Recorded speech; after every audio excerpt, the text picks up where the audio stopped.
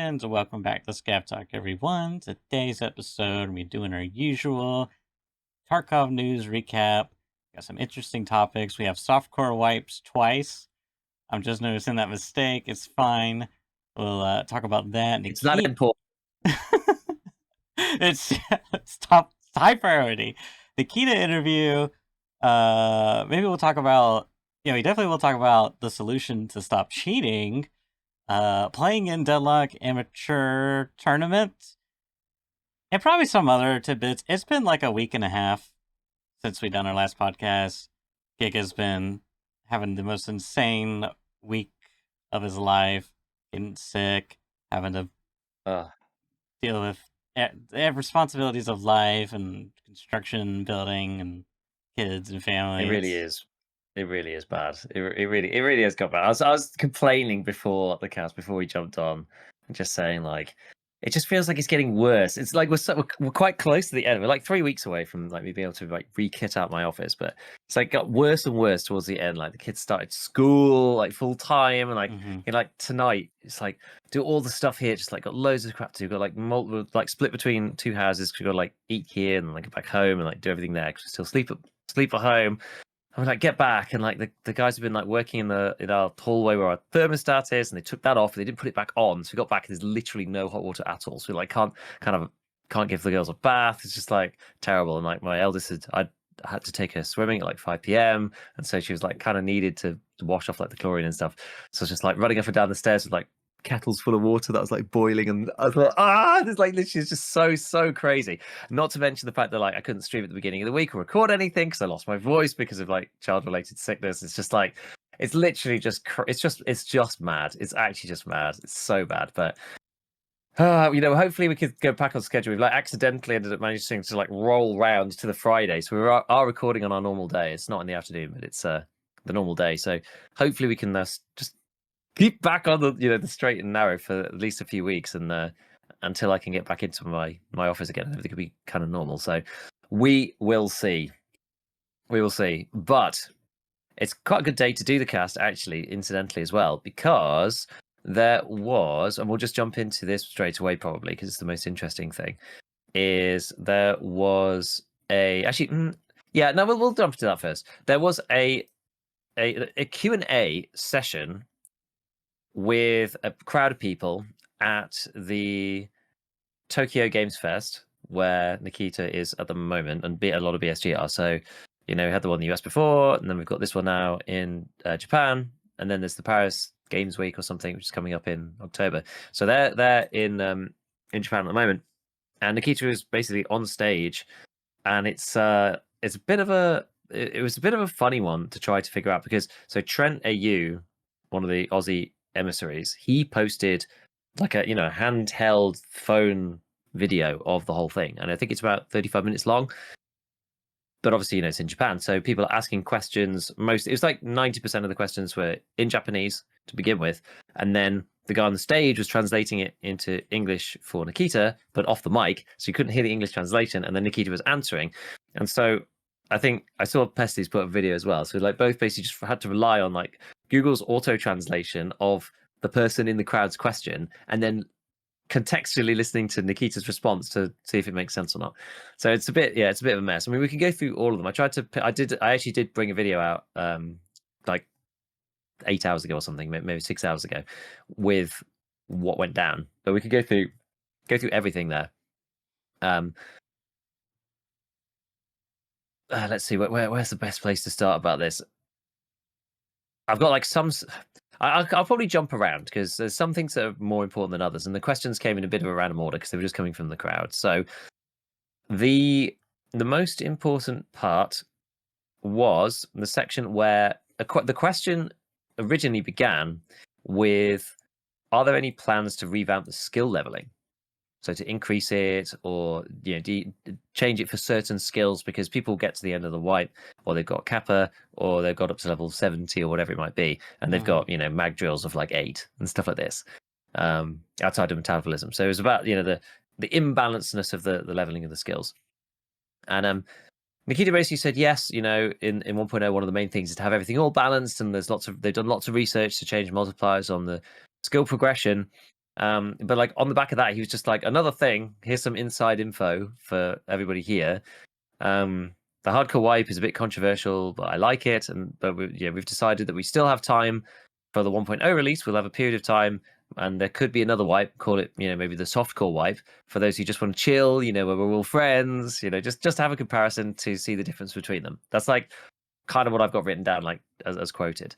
So he said, yeah, maybe with wipe, maybe without, testing the skill progression levels and things like this. We'll include it pretty soon. I don't know the exact date, but we will do it before 1.0 just to check things. And I guess one of the ideas will be to show the difference that hardcore is better than the softcore. So that's another test.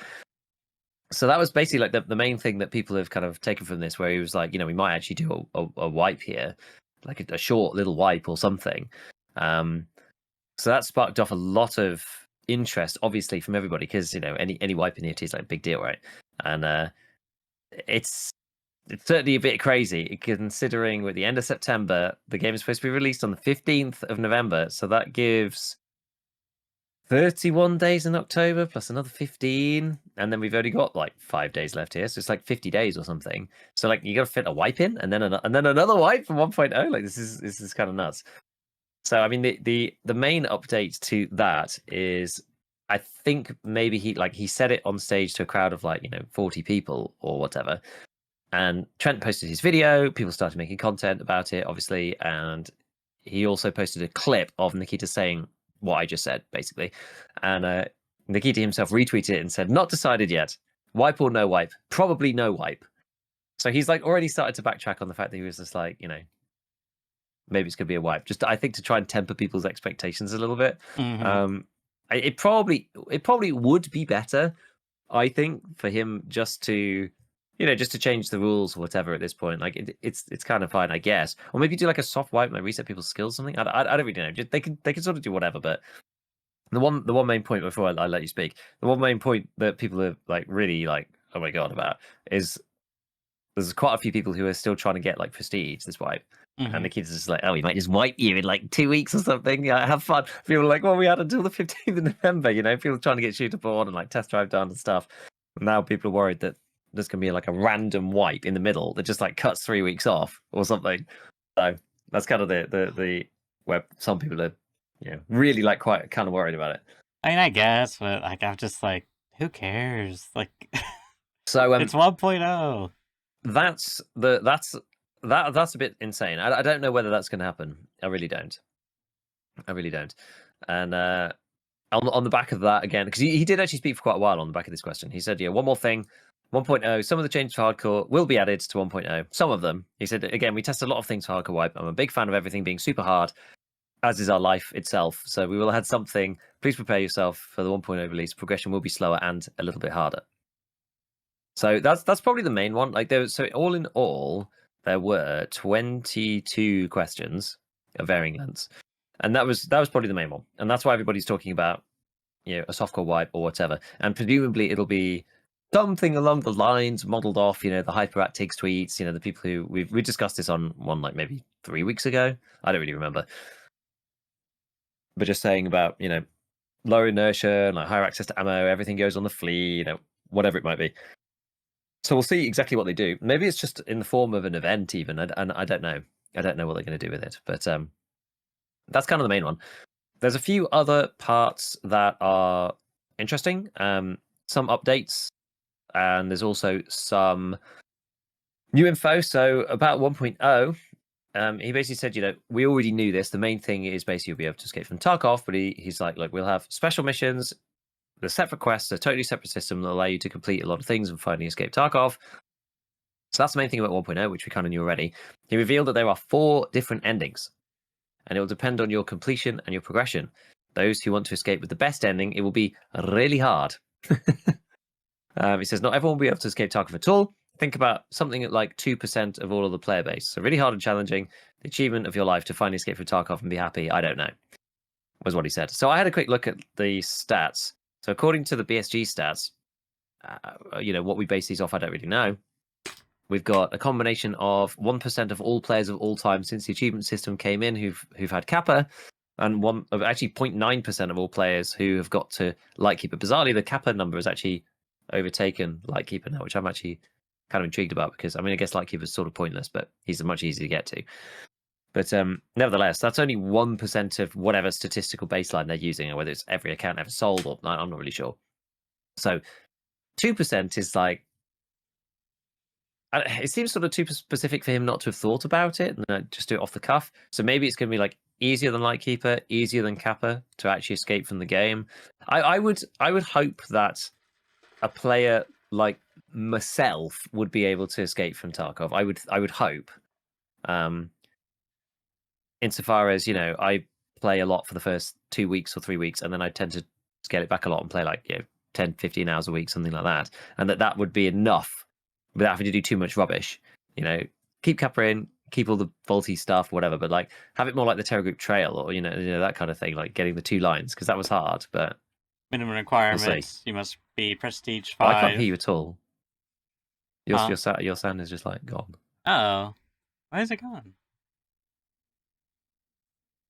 Hello? Oh, am I muted? I kind of hear you. How about now?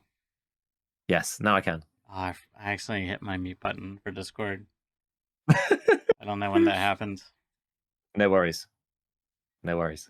I was making a joke. Minimum requirements for Kappa, Prestige, or not Kappa, to escape from Tarkov is like Prestige 5.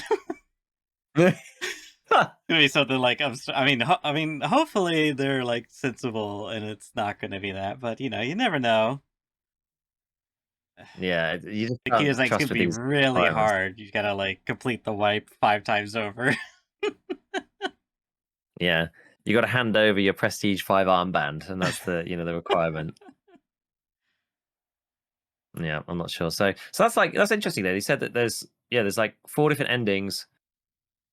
Like you get a different ending depending on kind of like what you did, like how you did it. The hardest ending is like the best ending is going to be really hard. You said like really hard.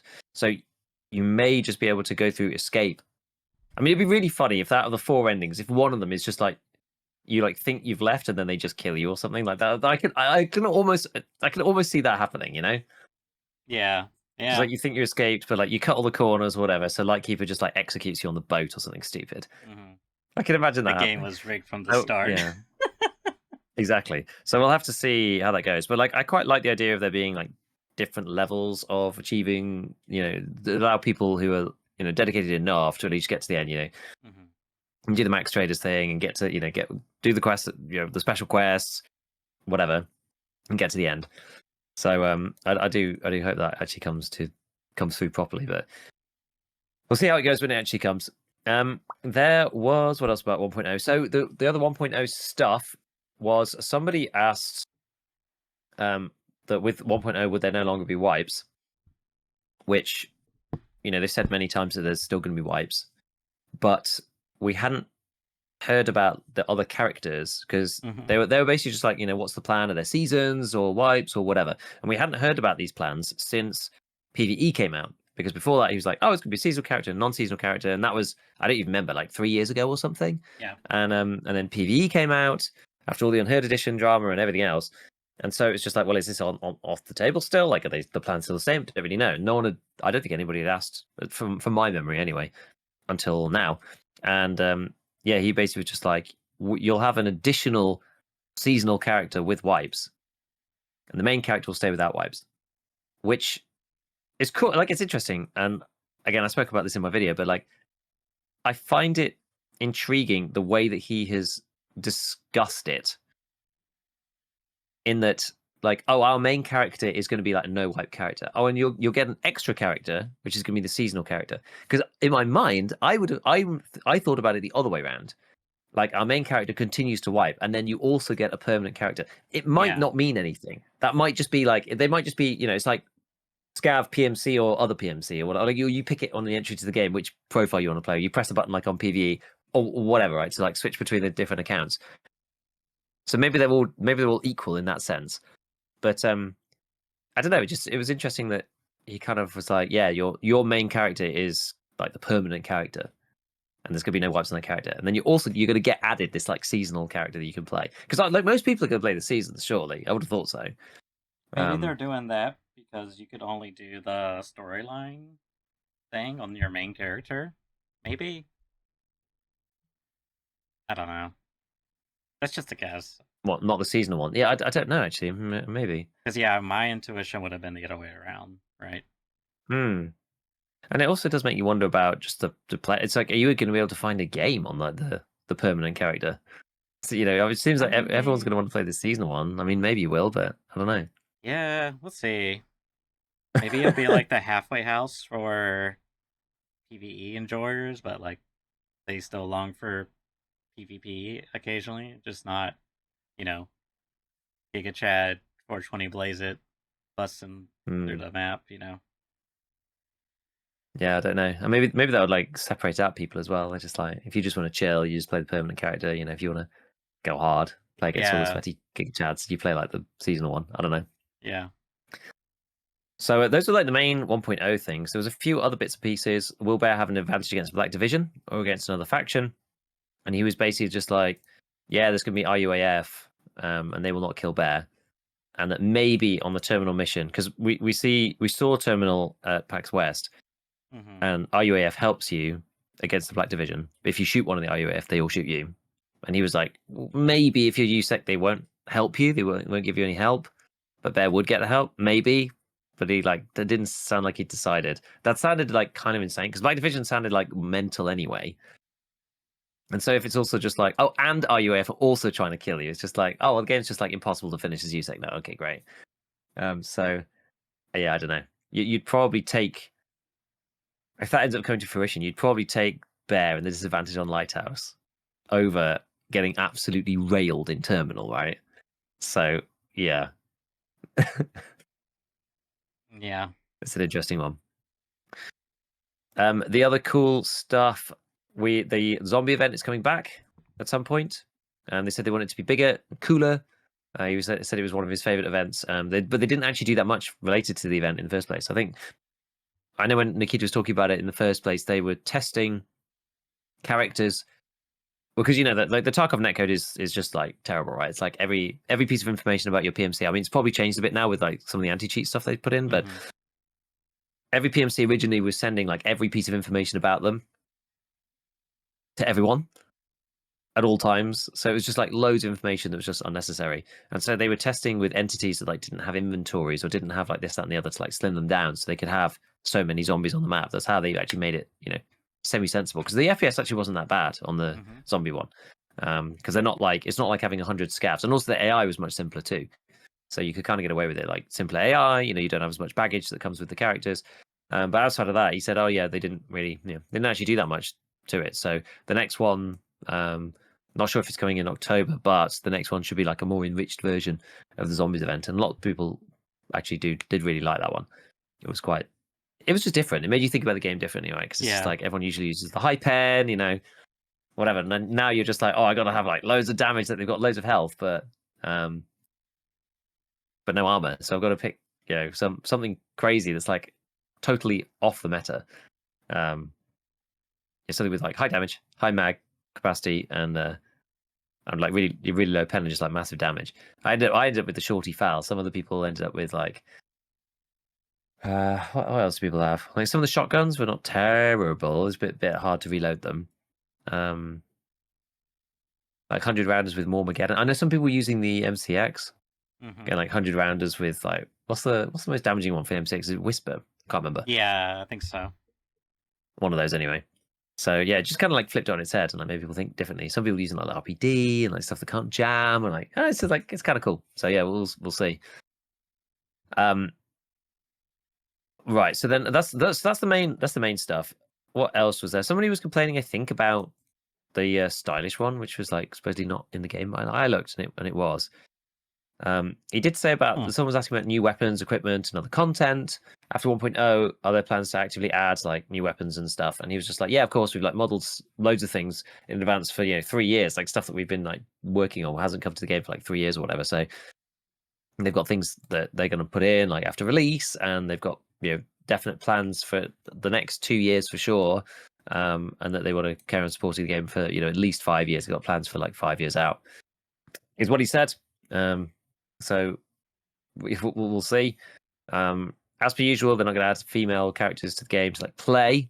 I've said this many times, but they did say that there will be female characters in the game, but we kind of know this already because we know that therapist is going to be like there's in some guys is going to be in raid in some format. I don't, who knows exactly to what extent, whether it's like Lightkeeper in raid, like special area where you can't actually do anything or not. I don't really know.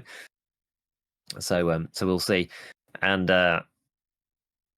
about the wipes themselves, he was just like, we have an idea for each wipe to be special, especially for the seasonal wipe. We're going to try to have unique wipes every time. Someone was just asking, their plans to do like specific wipes, like the hardcore wipe, but not the hardcore wipe, like other stuff. And he was like, yeah, we have an idea to do like for each wipe to be kind of like a bit different in one way or another. Try to have a unique wipe each time. Just like kind of interesting. The rest of it was there wasn't actually too much. Oh, there was actually one interesting one about the connecting all the maps plan. To make all the maps seamless, like open world. And like, rather than just being like, because I thought he was just going to be like, nah, like it's just not possible. He was like, yeah, we had plans to do it, but it depends on it technically. We're still searching for the best solution to make it like technically perfect. It's in the plans, but I don't know when it will be possible actually. Which is kind of a roundabout way of saying no. It's like he still kind of believes that maybe they could do something to make it feel like one. I just like it's just not going to happen. I just don't see how it's even possible. Unless they've really been like hiding something in the bag for 1.0 and they've been playing the ultimate long con. I just don't see how it's possible at all to get anything better than the transit system, for example. No faith, Giga. You're not a true believer.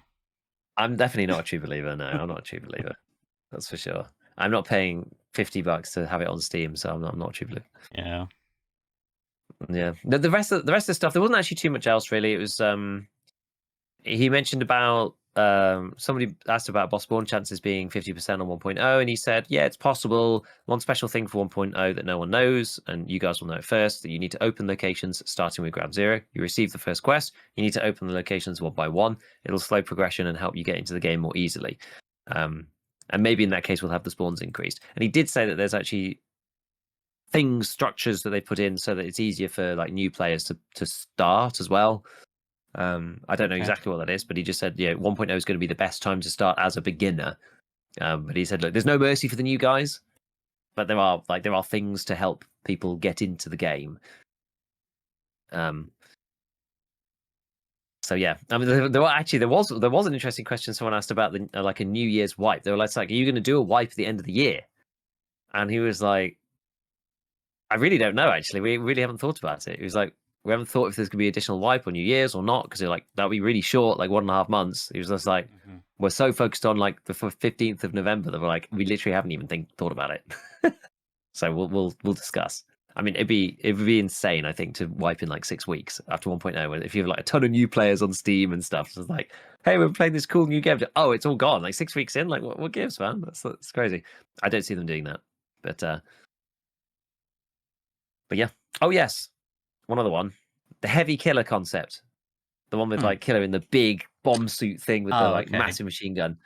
He was like, oh, maybe he'll come in arena first.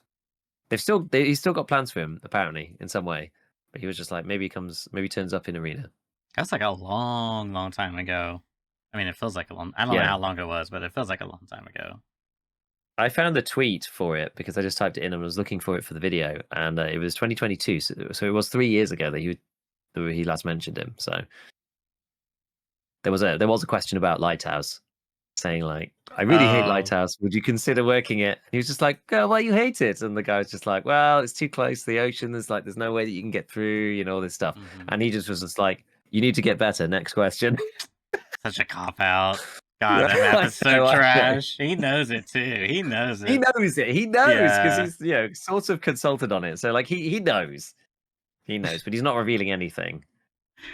That's so funny. He can get away with that because if it was like any other game, it's like people would like arrive like, how dare EA say such a thing? You know what I mean? I know, and he's just like, get good, mic drop, just like. And the community is like, yeah, he's right. He's right. Yeah, he's right. The spawns are fine. You just got to know how to play them. Yeah, like skill issue. Oh, shoot that guy right now. Exactly. Yeah, exactly. So yeah, it was definitely a good one. It was definitely interesting. So we'll see. I mean, there's not really been anything going on over the last month, really, in the grand scheme of things, other than just like 1.0 info here and there from PAX West and stuff like that. So the game itself is, pretty like the lowest season I've seen. There was a few other questions, but they weren't really that important. Things like, are there any secrets players haven't discovered yet? And he's just like, every patch they have a new secret, and people do find them from time to time. Somebody asked him about like why the hemostat wasn't purchasable, even though they'd rolled back all the hardcore wipe stuff, and he was just like, I don't know. I don't know everything about the game. We have like 300 employees. Like, I don't know. I have no idea. I think we talked a little bit about that last week, and I was like, that was one of the comments I wanted to make, was like, can't wait for like, them to like miss out some important little bits and stuff. It's like it's like this weird unintentional change to the game. Mm. Funny. Yeah. So the speculation now is rife. Everyone's thinking, well, I've got this softcore wipe coming. What's that going to include? Is it actually going to be a wipe? Nikita says, like, actually, maybe it's not going to be a wipe. And it could be fun. Yeah, it could be fun. Max everybody's stats. Get everyone to test out all the elite skills. Have anything goes. The problem, I find it just a bit dull, right? To do that, unfortunately. So it depends on how it's done. Because the whole like final week of wipe, everything's a ruble, we're just gonna go and just duke it out. I just always feel like sitting it out and just unless there's like an actual really? Something, because I'm just kind of like, what's the point? Like, why am I bothering with this? Like, I've never found the last week of like wipe particularly fun. So we'll see if there's stuff to do, and it's like using the old mechanics. You could jump extra far, or like inertia's set to 0, like whatever madness that they're going to bring in. Zero That gravity. could be kind of funny. Yeah, Scout's knives, like the old CS map. Like, no scoping people. Yeah, well, so it could be great. It could be really dull. It honestly depends on how they implement it. Yeah. Such as is everything with BSG. And as we said, there's not that much time to go. So it could happen in October at some point. If they did it in 2 weeks, that'd be like the 10th. That gives us like 4 weeks until 1.0, like a month to play around with it and like, see what happens. People buying alt-ins off the flea and stuff like this. Yeah, I don't know. Some people have mentioned that they're under maybe a bit of pressure because there is actually like a huge like slew of games coming out in genre. ABI had their 1.0 recently. There's like test for Exaborn going on. You've got like this active matter game turning up. Like people are still playing Delta Forces. Like that's being played quite a lot. You've got Arc Raiders showing up. Yeah, I was gonna say my beloved Arc Raiders fairly soon. Yeah, so it's interesting. They're right in the thick of it. It's obviously people are going to play Tarkov 1.0 like for sure, but before then, so people are going to be interested in this wipe or not. Like, I don't really know. We'll see. And also the confusions about just like, is Bear going to have an advantage on terminal? Like maybe they will, maybe they won't. It's just like, brother, it's like 6 weeks away. Like, can you make up your mind? Like, seriously, dude. Unless he's just bluffing, I don't know. But like, you can imagine them just being like, well, maybe not. Well, we'll see. So it's like at some point you got to put pen to paper and like actually like do the thing. I just genuinely believe like it's just like, they just make shit up as they go. You know what I mean? It's just like it just whatever. It's kind of endearing. I mean, that's what they've always done. That's what they've always done. Yeah, it's worked out fine until now. So yeah, ish, to some extent. A little off topic. So... What do you? Oh yeah. What do you think about the Arc Raiders price drop? Did you see that? It was 40, right? Yeah, it was like 40 or 50. I think it was $40, and there's a $60 collector's edition. I think something strange like that. But I think that's okay. I think that's where Helldivers was priced. I don't know. Let me check it on my store because I think I didn't actually look it up. I thought it was 50. Blow everybody's ears out with. Yeah, they've not gone for the BSG pricing. The BSG's not quite Yeah, they've not gone for BSG's creative foreign exchange calculation, thank goodness. So Dark Raiders is £31, which is probably where it should be. No, It's not yeah, just like, yeah, oh, you're in the EU. Oh, take the dollar price. Just put like a funny symbol in front of it. Great, yes. you know. I love that. So £31 very reasonable. It Yeah, seems very reasonable. And then 49.99 GBP for the deluxe, which I which don't even know I what won't you be getting. But like salvage it's your just backpack. cosmetics, I think. Yeah, like I'm looking. There's like a spaceship souvenir backpack attachment. Like I don't even know what that is. Like there's like a few possibly like tidbits, but like it's all cosmetic stuff seemingly. Not really sure. Yeah. Either way, I mean, there's a I guess those are pre-purchase bonuses. I'm not gonna do that. I don't think. Maybe I'll. Yeah, I don't know. Maybe we'll see.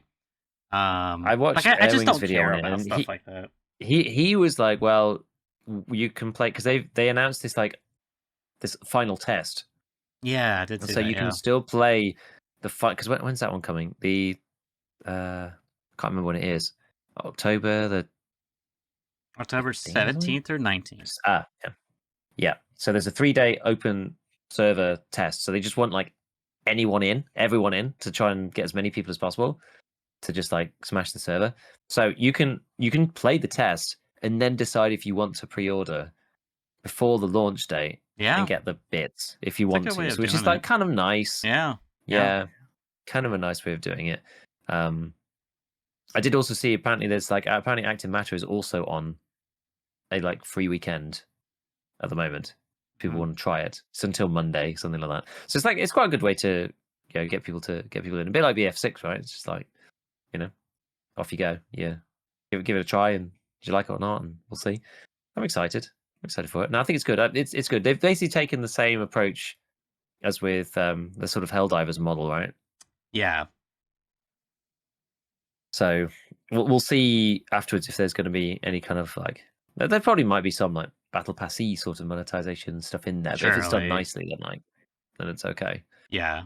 And I think and everybody's involved in this Raiders test as well. Like anybody can play. It's like you have to watch the streamer for 1 hour to get a code and then put them in. Yeah. They're like, "Ooh," God, I it's like hate that everyone can so just play, much. which is awesome.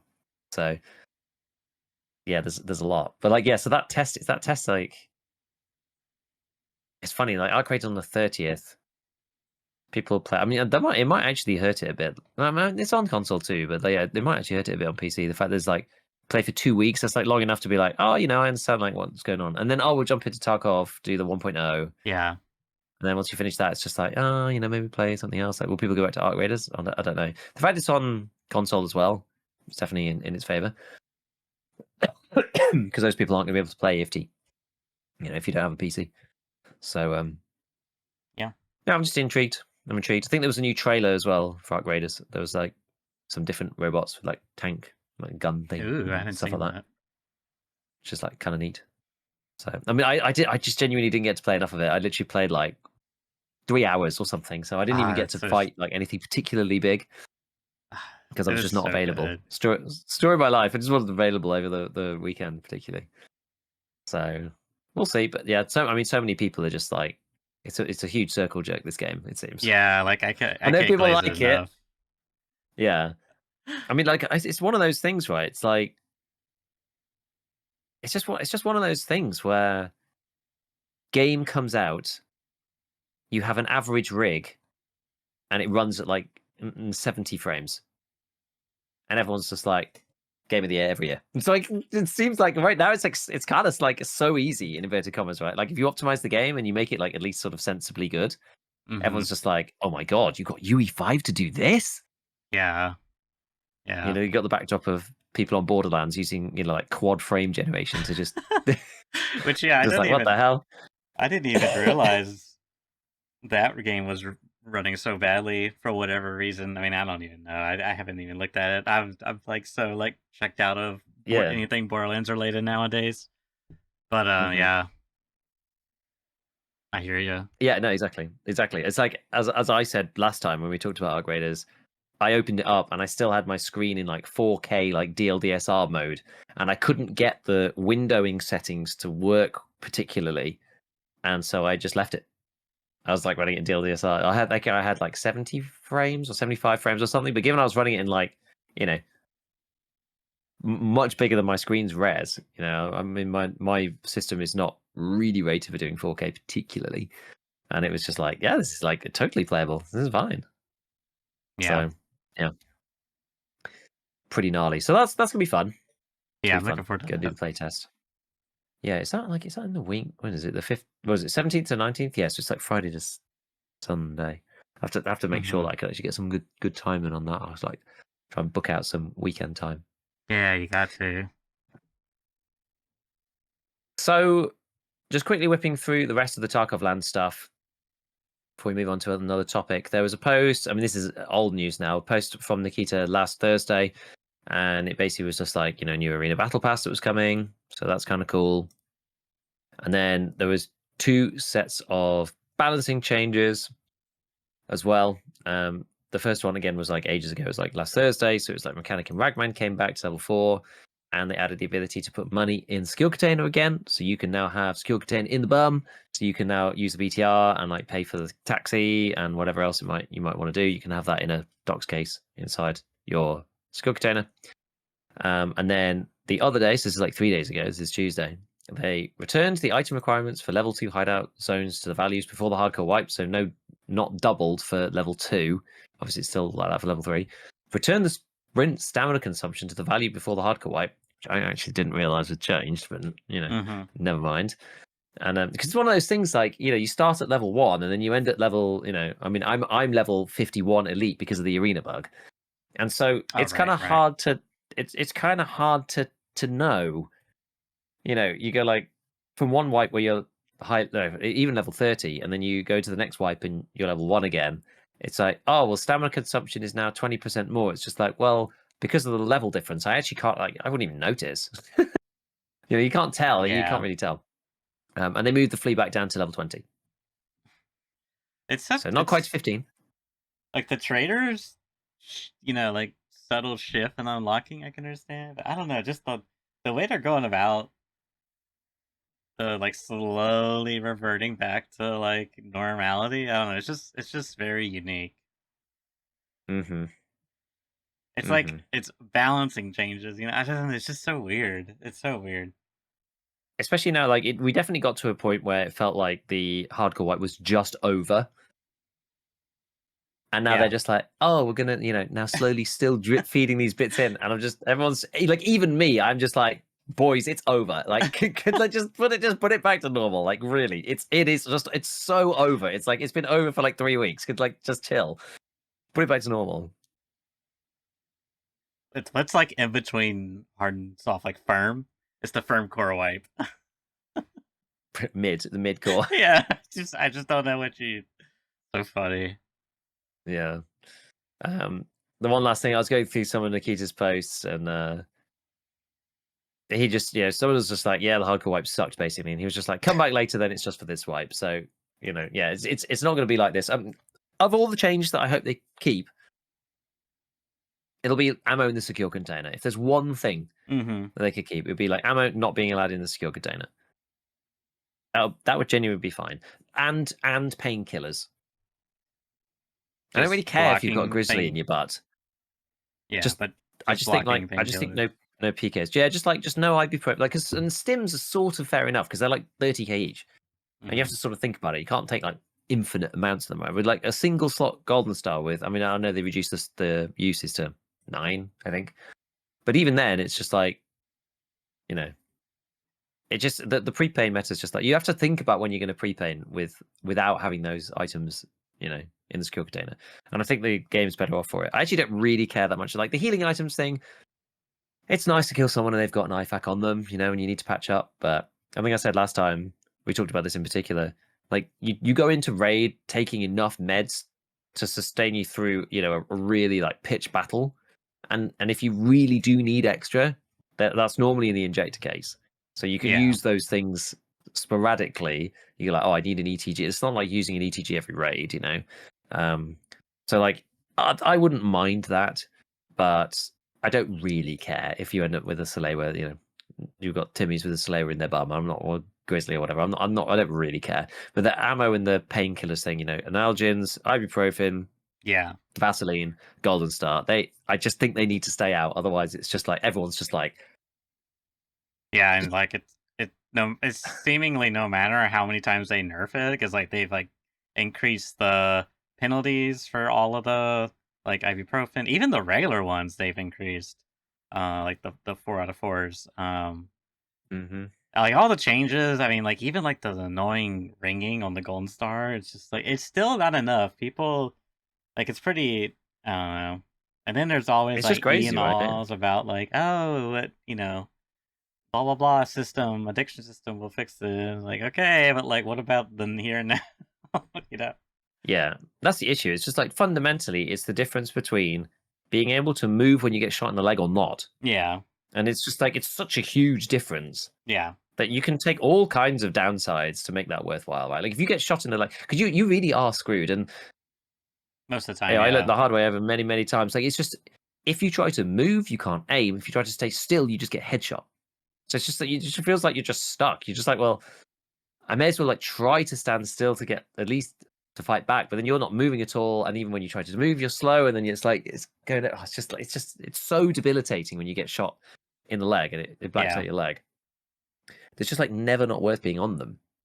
exactly. And so it's It's like a just great. no-brainer, and it's because of that. It's like, why do we even have this in? Like, you know how frustrating it is when your painkillers like just ran out like 10 seconds ago, and you get Mm-hmm. shot in the leg, and you forgot, and it's just like, oh my god, it's just like it's not an interesting mechanic the way it's like Yeah, the whole system comes together. So yeah, I agree. Because I would definitely make like taking in ibuprofens, and they could probably even like reduce some of the penalties a bit. But yeah, it's been in the game for far too long. But I don't know. Maybe it's like a necessary evil because yeah, limping the penalties. The limping shooting thing that you're describing, like that is just like it is really brutal, really brutal. yeah. Like the only things that you can do, I think for me, Adrenaline. Shout outs to Veritas for that system. I don't know why that hasn't been implemented. basically, yeah. Sorry. Go So ahead. there's kind of like there's two broad ways of going about it, Mm-hmm. and they both revolve around closing the gap between I have normal legs versus I have black legs. And Mm-hmm. that's the gap between the two is so stark. So no painkillers, normal legs, you can obviously do everything you can regularly, run, jump, whatever. Mm-hmm. Black leg, like you cannot sprint anymore. And you can walk, but you can't sprint and you can't aim. And so that gap is just like too wide basically Yeah. between the two states. And so the solutions are either so the adrenaline system is close the gap by giving you the painkiller, so not giving you all of the debuffs, but timed. The other alternative, which people would probably hate this, but the other alternative is basically just like making everybody like just stopping painkillers being so effective. So maybe it would. I don't even know. Like, imagine if you just like deleted the painkiller effect from the game. This is just for argument's sake. I'm not saying this is Mm-hmm. a good thing. Mm-hmm. If you just deleted the painkiller effect from the game, then shooting somebody in the leg would be pretty good, like all the time, Yeah. and there wouldn't be any way out of it, right? So, if painkillers didn't kind of just magically put you back to normal, because that's sort of the issue. Painkillers, they Basically. basically put you back to normal, and you can run on them too, and the damage isn't really that, unless you get like the triple quadruple damage bug thing. The damage isn't even that high, so you could just like run around on Yeah. legs that are just like you've been shotgunned to the leg. You could just like literally sprint with like any type of painkiller. Even the crappiest like analgin, it's like, Mm-hmm. oh, it's like -19 hydration, so I can run around for 90 seconds on two broken freaking legs. Like they're just like way too powerful. So I don't know. Like people probably would hate that, but it's like another way of going about it, you know. Yeah, It's, yeah, I think the issue with that is that when you get caught out, you really get caught out. It's probably why it's better to have the adrenaline thing, because it's like if you really are like seriously out of position, the adrenaline doesn't give you enough time to get to cover, and like that's your own fault. Like that was a tactical mishap. But like yeah, if you're like you like just come out of cover and someone shoots you, you're like, oh, you have just enough time to get back in. Whereas like in the other system where it's just like, well, it just sucks to suck. It just makes it even more of a whoever shoots first wins kind of thing. It's just like, well, yeah, now you're just yeah. caught. Like you started to run and now you're just caught, right? Because I shot you in the leg with whatever. Um, so that's probably why that ends up being bad. I just thought it was like interesting to kind of work it through because I was just like, I guess you could do it the other way. But yeah, it's about like what ends up being a good strategy, and Hmm. I guess segments would be even more powerful that way. I But think another like thing that a thought that came to mind is like how these systems affect the ammo choice, like ammo economy in a way. I guess not economy, but because like take your example, or just really any of the things we talked about. But like in other words, the current way we have it now, because it's always automobile and painkillers, there is like kind of a shift towards either it's like very binary. You go full armor pin, or you go full, you know, weapon damage because you're going purely for mm, legs. But that middle area kind of gets missed out. So like if you have like a round that's like above, was it like 65 or something? Say it's like 70 or something. That's like kind of mm, crappy pin. You know, maybe eh, probably like a 308 round. But you know, like you could make a tactical decision to take out their legs, and then you know from there choose your, maybe you go for the headshot, maybe you go for body shots, and you have like 30 something pin or 40, you know what I mean? It's like that mm. middle area where it's like it's decent at disabling the target, but not great at like just going straight to their armor like some of the other. Because now it's just like it's very because you almost like assume because they're on painkillers, it's like never worth shooting their legs. Like you don't ever Yeah, think about that proactively. You know, it's like you just go for center mass and hope that your money beats their money type of thing. You know, so I mm, feel like there is a a place there where it's like we're missing out on a certain level of strategy and counterplay, and it's like because yeah, I feel like there's that middle parts of the ammo which kind of probably lend more to like the more middle to early tier type of player kits, because it yeah, typically kind of goes like crappy ammo and then a little bit better ammo, and then you also kind of mix in like some flesh y type of ammo. Like I don't know, it just feels like there could be a lot there to explore, but we'll see. I do in general I think the adrenaline system plus like some type of painkiller restriction where it's not being spammed 24/7. I think that's probably the best of both worlds because you can, play the game, and yeah, the penalties are really too high when you do when you don't have painkillers. That's why everyone painkillers and deals with the consequences of hydration. So I don't know, it's just something there because I feel like there could be a lot of fun to be had in like squad play. It's like, yeah, mm, I'll take out their legs and disable them, and then you go for the blah blah blah. It's just like I could see a lot of things like that coming to fruition. yeah. I know Chrome Jelly in chat said like, I'll just make it so that you have to painkiller after you break your legs, so no pre-medding. And like I've thought about this Mm. before, and it could work, Yeah, it could work. but again, it depends on how it's done. And the one thing you have to be careful about is you couldn't just stop people from medding until they have an injury and keep everything else the same. You have to change like more than that because otherwise you end up with like duos like hitting each other with the like Yeah, rebel to get an that's smart. injury to then pre-med yourself because like you're Right. still better off or like jumping off stuff to get a fracture Yeah. so that then you can be on PKs. Yeah. Because like it's so beneficial to be on PKs. So you almost have to like re-engineer the system, which is not going to happen. But like you have to re-engineer the Mm. system in some way. So it's like every time you get shot or damaged or something, and it triggers the pain state, that those things kind of like stack up in some way. Like each one is its own entity. So like you get shot and then you fall off a cliff or whatever, and like land at the bottom and break your legs. It's like they almost need to be like their own thing. So you have to kind of treat, almost like treating a wound, right? You have to like treat each one with a painkiller kind of thing. Otherwise, it doesn't really work because the effect can't like linger. You see what I mean? The effect can't like linger to then treat stuff later. It can only treat stuff. I guess you could get rid of multiple stacks of pain in tandem in one go with a painkiller. So say you get like really shot up and you've got like 5 different sources of pain. You can get rid of all of those in one go, but like it doesn't affect anything like forwards. Yeah, no ongoing effect. Exactly. It's like the only way that it makes sense. So yeah, it'd be a bit like splints. Exactly. It's a bit like splints. So like the pain effect appears, you have to deal with it, and then it's gone. But then as soon as you But take then, but then anything, then you get shot after that is again. not affected. Yeah. So I mean, I don't Yeah, know. it's like That sounds kind of bad though, because it like, what's the point of PKs? I guess just a well, then you temporary. could. If you're getting shot at though, you take a PK, you're just instantly gonna like it's you know what I mean?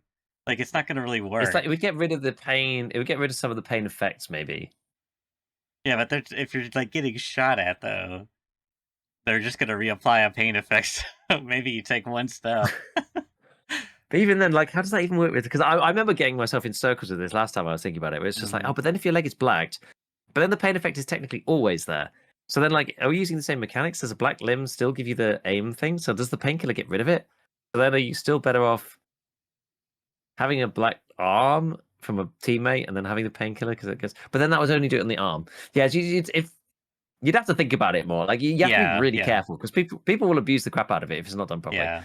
But I'm sure that I think I can't remember whether I came to a conclusion that it was like doable in some way or not. But I mean, BSG they're not going to change it anyway. I don't think. I'd be So they're just going to surprised. ban them from the secure container and just leave it as it is. I don't even know if they're gonna do that. We'll see. They might not. I think it's like the secure container is one of the things that people have complained about the least. So if they're going to hold over any mechanics, Yeah. I feel like that might be one of them. I don't know. We'll see. Yeah, we will see. It is tricky. It is tricky. Yeah, talking about just like shooting people in the legs and like playing in squads and stuff. I've been fiddling around because I've been trying to do like off meta guns at the minute. I've been fiddling around with like the M60. Which is going to be. I was doing a video about that until the news about all this stuff came up when I swapped to making that instead. And that's it's been quite fun actually, just doing like random stuff. We've been using like the Saiga 12 full auto a little bit. Like I used the G18C the other day, the pistol with the 1200 RPM.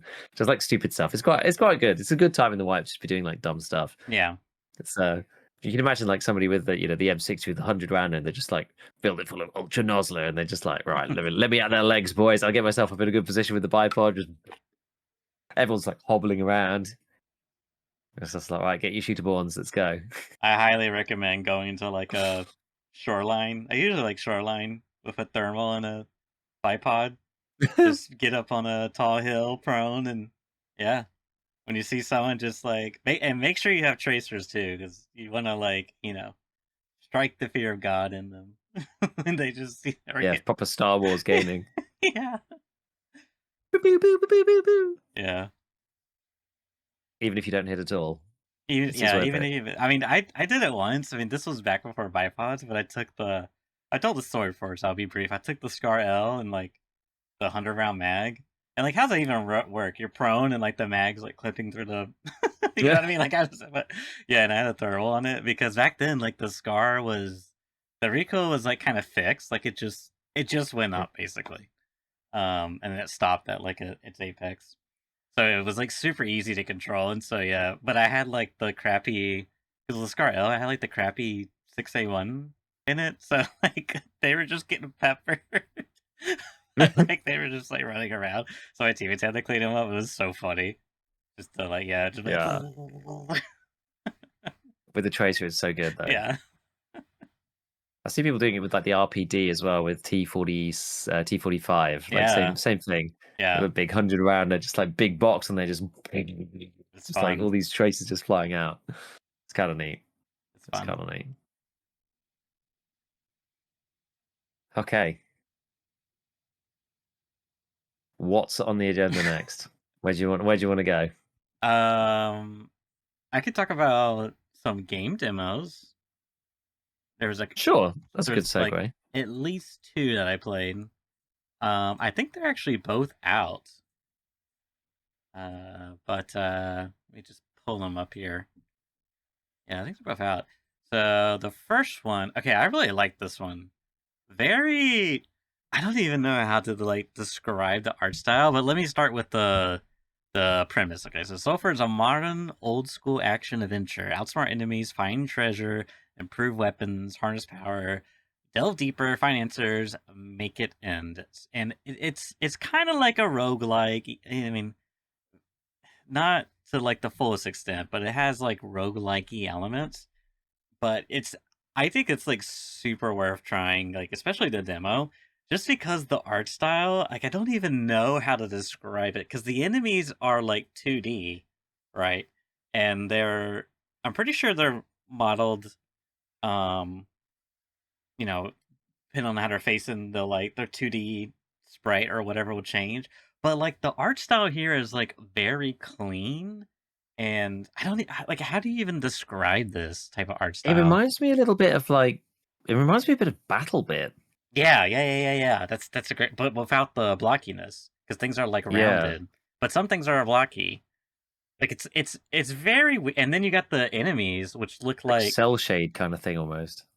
yeah, the enemies like they look like I'm trying to think how you describe that like kid friendly goblin cartoon. And what's crazy I notice is because you have like a melee weapon by default when you like slice them, the like clothing disappears and you see like their bone and flesh. It's like an Oh. image underneath the top image of the. And I was like, dude, that's so cool. And you can like shoot holes through the. I don't know, something about like the art style really appeals to me. But you have like an inventory system.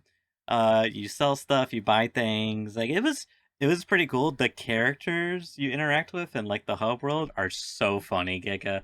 Oh my god, if I was smarter, I would have like grabbed a clip and like shown you could like I they were just so uh, as a spoiler, just like one of them, they were they were just like I don't know what gender they were, but they were pregnant, and it wasn't and the game was very like was like ambiguous Oh no, about this is not a serious marathon in joke, is it? no, it was like the game was intentionally ambiguous about it, and it was just like so funny. Like the jokes they were like, it was so funny. There's a lot of funny characters.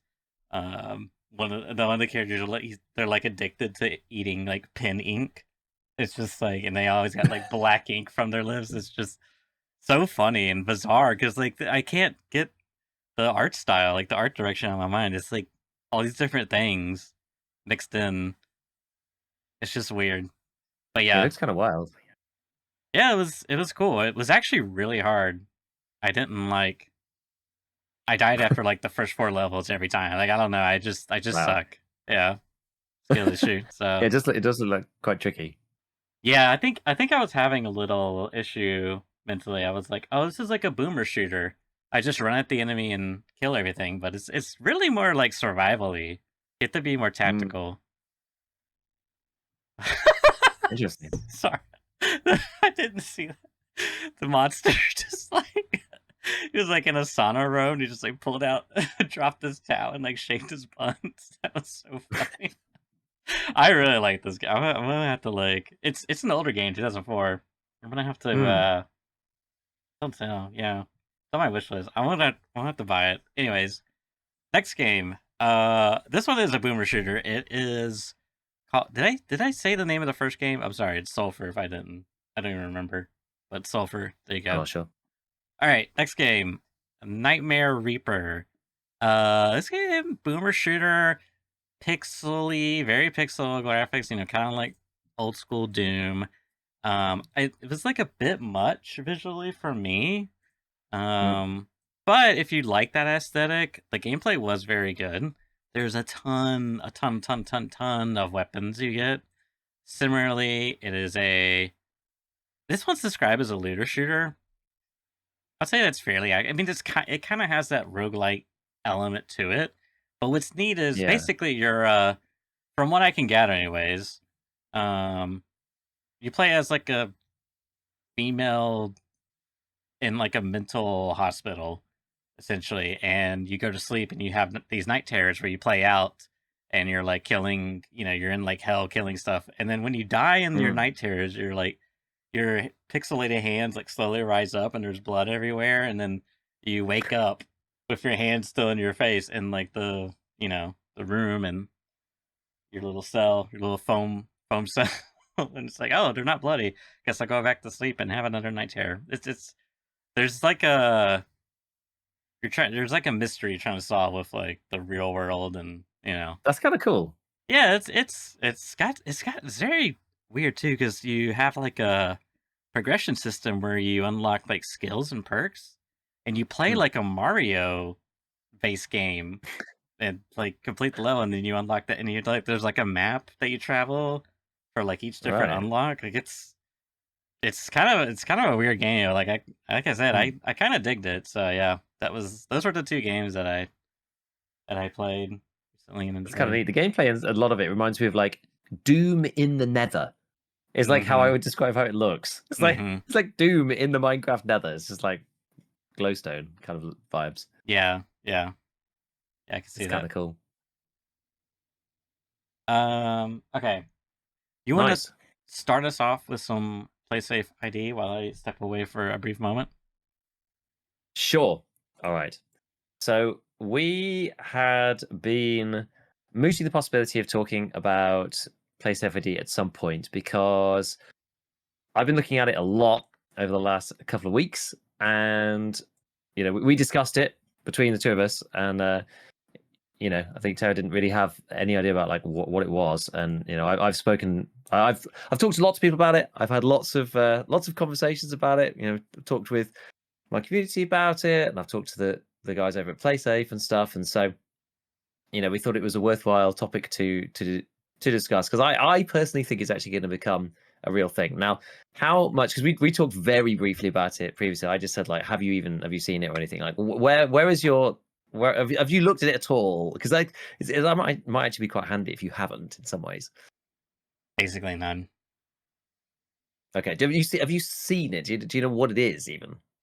I know like the premise is like you link your personhood to a ID, and then that company gets with game developers, and it's like a universal Yeah. system. It's something like this, and like if you're Right. cheated, you're banned from all the games, and then that's gonna like disincentivize people from cheating.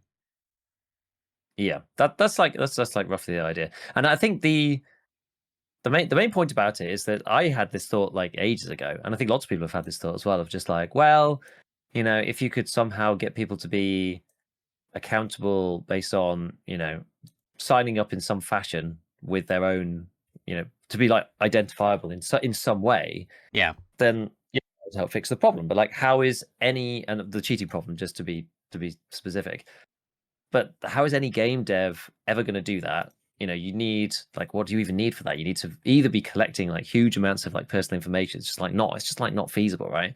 Or and this is like, there's no way that you're ever going to get access to like government information or anything like this, right? So it just was kind of like it just didn't seem viable in any way. And the reason why the guys at PlaySafe like piqued my interest was because of basically the way that they've gone about trying to solve it, and it's quite cunning, which is what basically intrigued me. So the process effectively is, as you said, right? Like it's sort of an unavoidable requirement that you have to link something of yours that's official to it.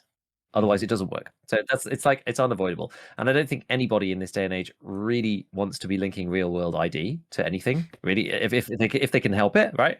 But there really isn't any other way of doing it, because unless you're going to go down the argument of, well, anti-cheat should just get better, there really isn't another way of making it work, because you can spoof or Hmm. fake Hmm. literally anything else. IPs, hardware, new accounts, or whatever, right? Like it doesn't matter what it is. You know, people have got cards with second machines reading the data and all sorts of stuff. Right? It's just like it's crazy. And the cheat community is basically got ahead of the dev community, and just it's just impossible, right? Like it's the reason why it's become so difficult is because, you know, we've talked about anti-cheat many times, but it's one of those things where if somebody can develop a cheat, implement it in a game, get banned, redevelop a new cheat, buy a new copy, get banned, buy a new copy, redevelop, get banned, buy a new copy, redevelop, it gets through, they then can sell that cheat to other people until again it gets banned, and it just goes around in a circle. So the issue is the cheat devs only have to make it work once, and then the anti-cheat guys have got to have it work all the time. So this is why the cheats just get through constantly. And anti-cheat, it's just like anti-cheat's just like it's just not going to solve the problem. And some people say like, and I'm going on a bit of a tangent before I talk about like, actually what it is, but we sort of need to talk about the background. Otherwise, it's like, you know, what's the rationale? Like, why is it being done this way? And some people are saying like, well, you know, you can have like AI anti-cheat, you know, that's coming. And like, yeah, maybe, but at the same time, like the cheaters are using AI as well now. Yes. So it's just like it's an arms race, you know. So the premise behind the play safe thing is that the only thing that you can't fake, or at least can't fake easily, and we'll come on to that, the only thing that you can't fake very easily is you yourself, your own person, you know, your sort of official, yeah, as you said, personhood within like wherever you live. That's not as easy to fake. It's not impossible to fake, obviously, but it's a bit more tricky. It's a bit more difficult, and some of the systems they've got in place are actually like really insane to make it like super hard. So the idea is you would sign up with PlaySafe themselves, and what that entails is an email address from you and your date of birth, because it's like they have an age check thing as well. So it's like email address, date of birth. You sign up with PlaySafe. Okay, fine. Then they say, right, now we need you to verify yourself. This is the crux of the whole thing. So it then opens up. This is like kind of important about the way it flows. So it opens up it opens up like a portal to the verification provider. Okay. And they're a company called Onfido. And so it's not PlaySafe. So PlaySafe don't see what happens next. You take a photo of something official. For me, it's probably going to be a driver's license with my face on it. And then after that, they basically get you to take a series of selfie videos. So, I mean, I've had to do it before where, you know, you like look at the thing and then you have to look left and right or whatever. And they like say, okay, is this the right person? Yeah, it isn't mandatory. This is a good point. It isn't mandatory, but we'll just go through the flow for the time being. So this is all with Onfido. So what they have is like they see your ID, they've seen your photo, and they say, okay, this person is who they say they are. They then delete the ID and they keep the selfie.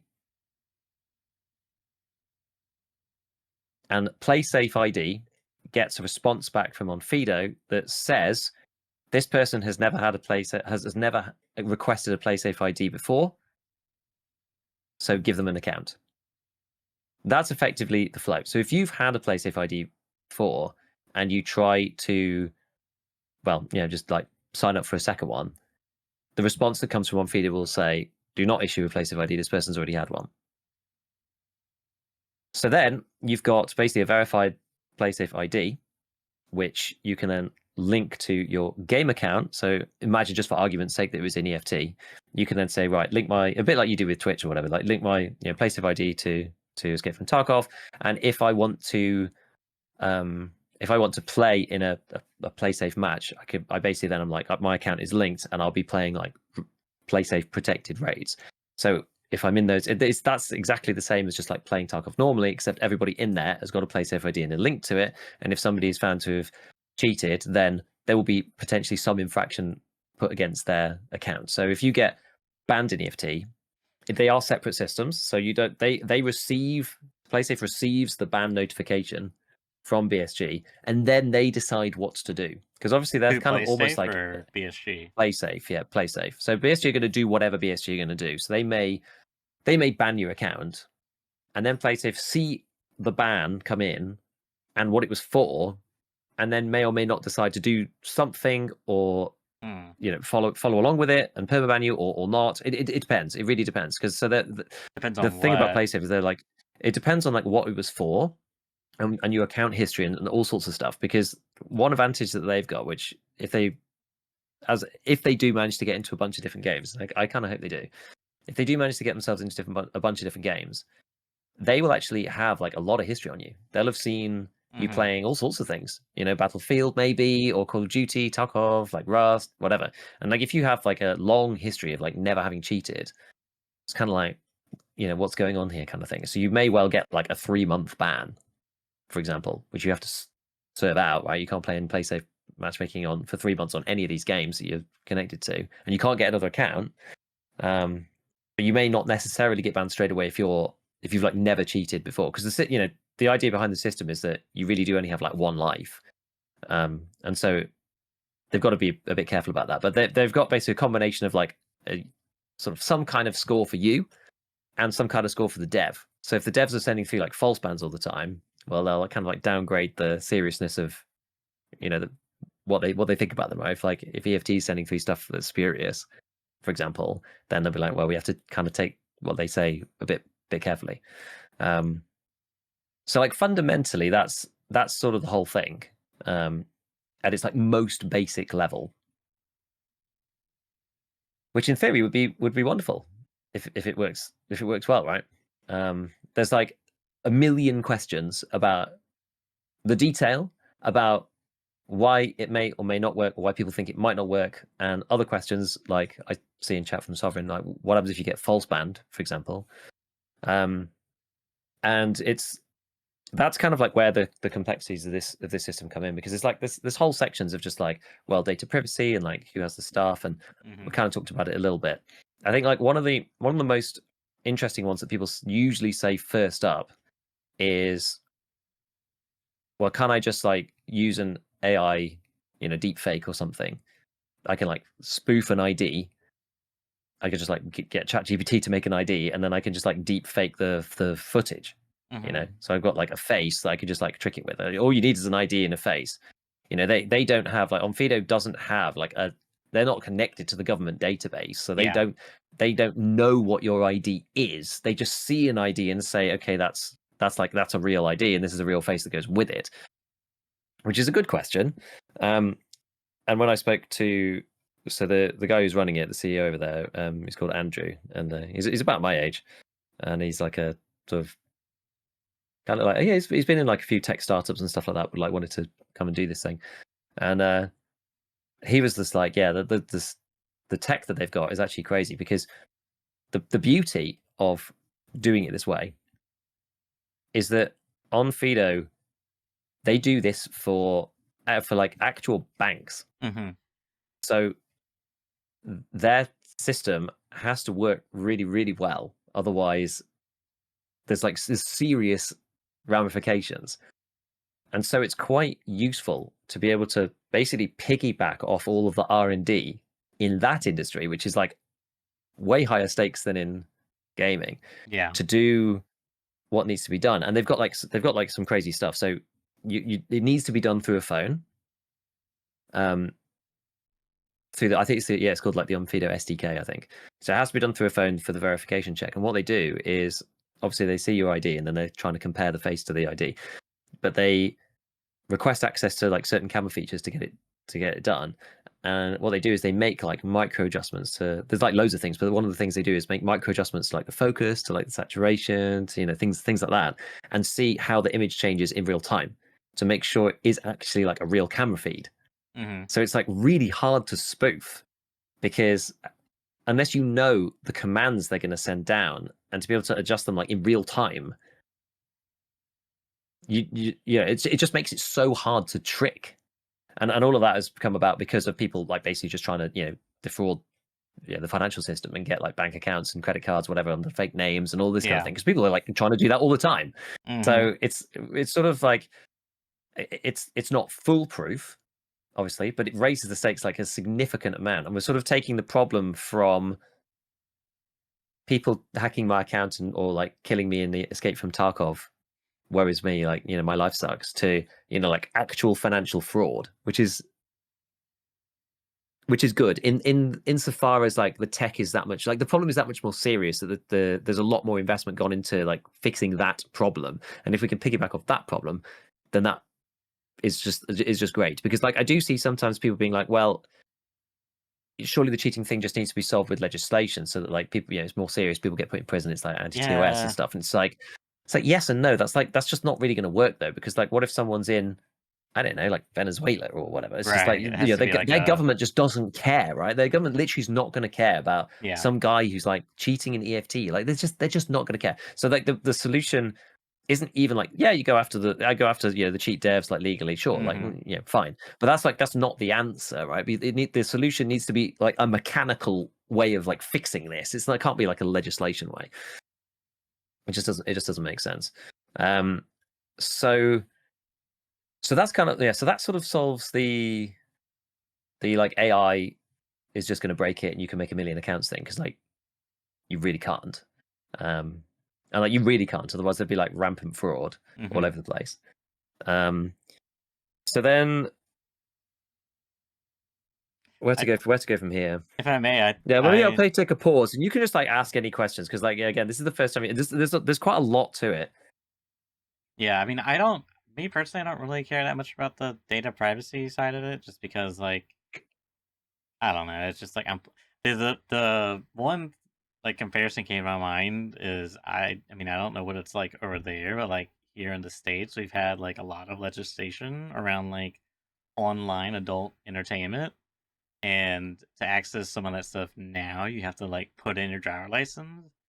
And Oh, really? yeah, I'm surprised. yeah, and a lot of people are just like, no, that's not going to happen, and I'm just not going to use those sites. Which I Mm. mean, yeah, which I think that it has problems, but I mean, this is kind of more like legislation stuff and legal. But for me, Yeah, it's like ultimately, it's a video game. Like I really couldn't care, and like based off what you said, like you know what I mean. I don't know. I just couldn't care, and that's gonna vary from person to person. I feel like a lot of some people really, really, really, in my opinion, yeah. overvalue their like privacy, but whatever. Um, but for me, the thing that probably came up for me the most is the like how basically PlaySafe are kind of like the judge. Like you kind of like let's say you get banned from Escape from Tarkov, and let's say it was like a cheating ban, and it goes to PlaySafe ID. It didn't I mean maybe this is just the nature of you talking about it, but it didn't seem very Mm. concrete what would happen there.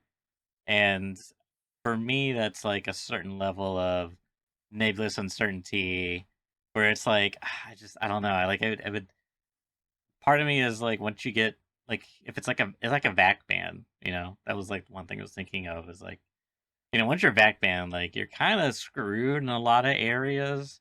I mean, yeah, you can make if it's like a free to play game, you can make another account, but like if Yeah. you're a server admin, you can see their IP's the same. I mean, ban evading, and then but there's a lot of steps you can do, but nevertheless, the point I'm trying to make is I don't know. That's a great question. I don't even know what the point I'm trying to make is. I guess it's just like I guess it's just like the fact that it wasn't super concrete what was going to happen. It's like it seemed a little too I almost feel like Place Shafe should just like purely act as a middleman because they're kind of like taking the game industry and like the cheating epidemic and they're like Mm. merging it with like this financial sector that, has like verification. But instead of like it Yeah. all tying back to play safe, I almost feel like it should just like be left to the developers, you know? But I don't know, maybe that's Kind of. problem in I, its th- I own think way. the issue. I think the issue that they have is, and I think it depends how clear cut it is. Because if it is just like you got caught for aimbot, and you have like this script running on your PC or whatever it might be. I think if it's that clear cut, I think you just get banned. I believe, but they're quite concerned about false positives. Yeah, obviously.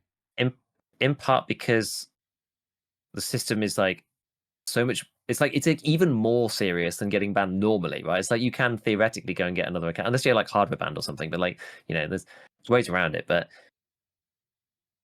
they like they are putting on. They're just worried about someone getting like a permaban for some dumb thing, and then them Yeah, also just following it along and applying a permaban for exactly. some dumb thing, and then Yeah. it being like, oh no, the game dev said it's not a permaban actually, so then they have to overturn it, and like that's kind of what they're concerned about, I believe, and also things like Yeah. your account gets because I asked a question of Andrew a while back, like imagine I played some game like say PlayStation's been around for a while, for example, and you play some game like 10 years ago and I mean, not that it could happen because of the facial stuff anyway, but like just say just for argument's sake, somebody managed to grab your account from like 10 years ago and like cheat on it and then like ban you in all the games you're playing now.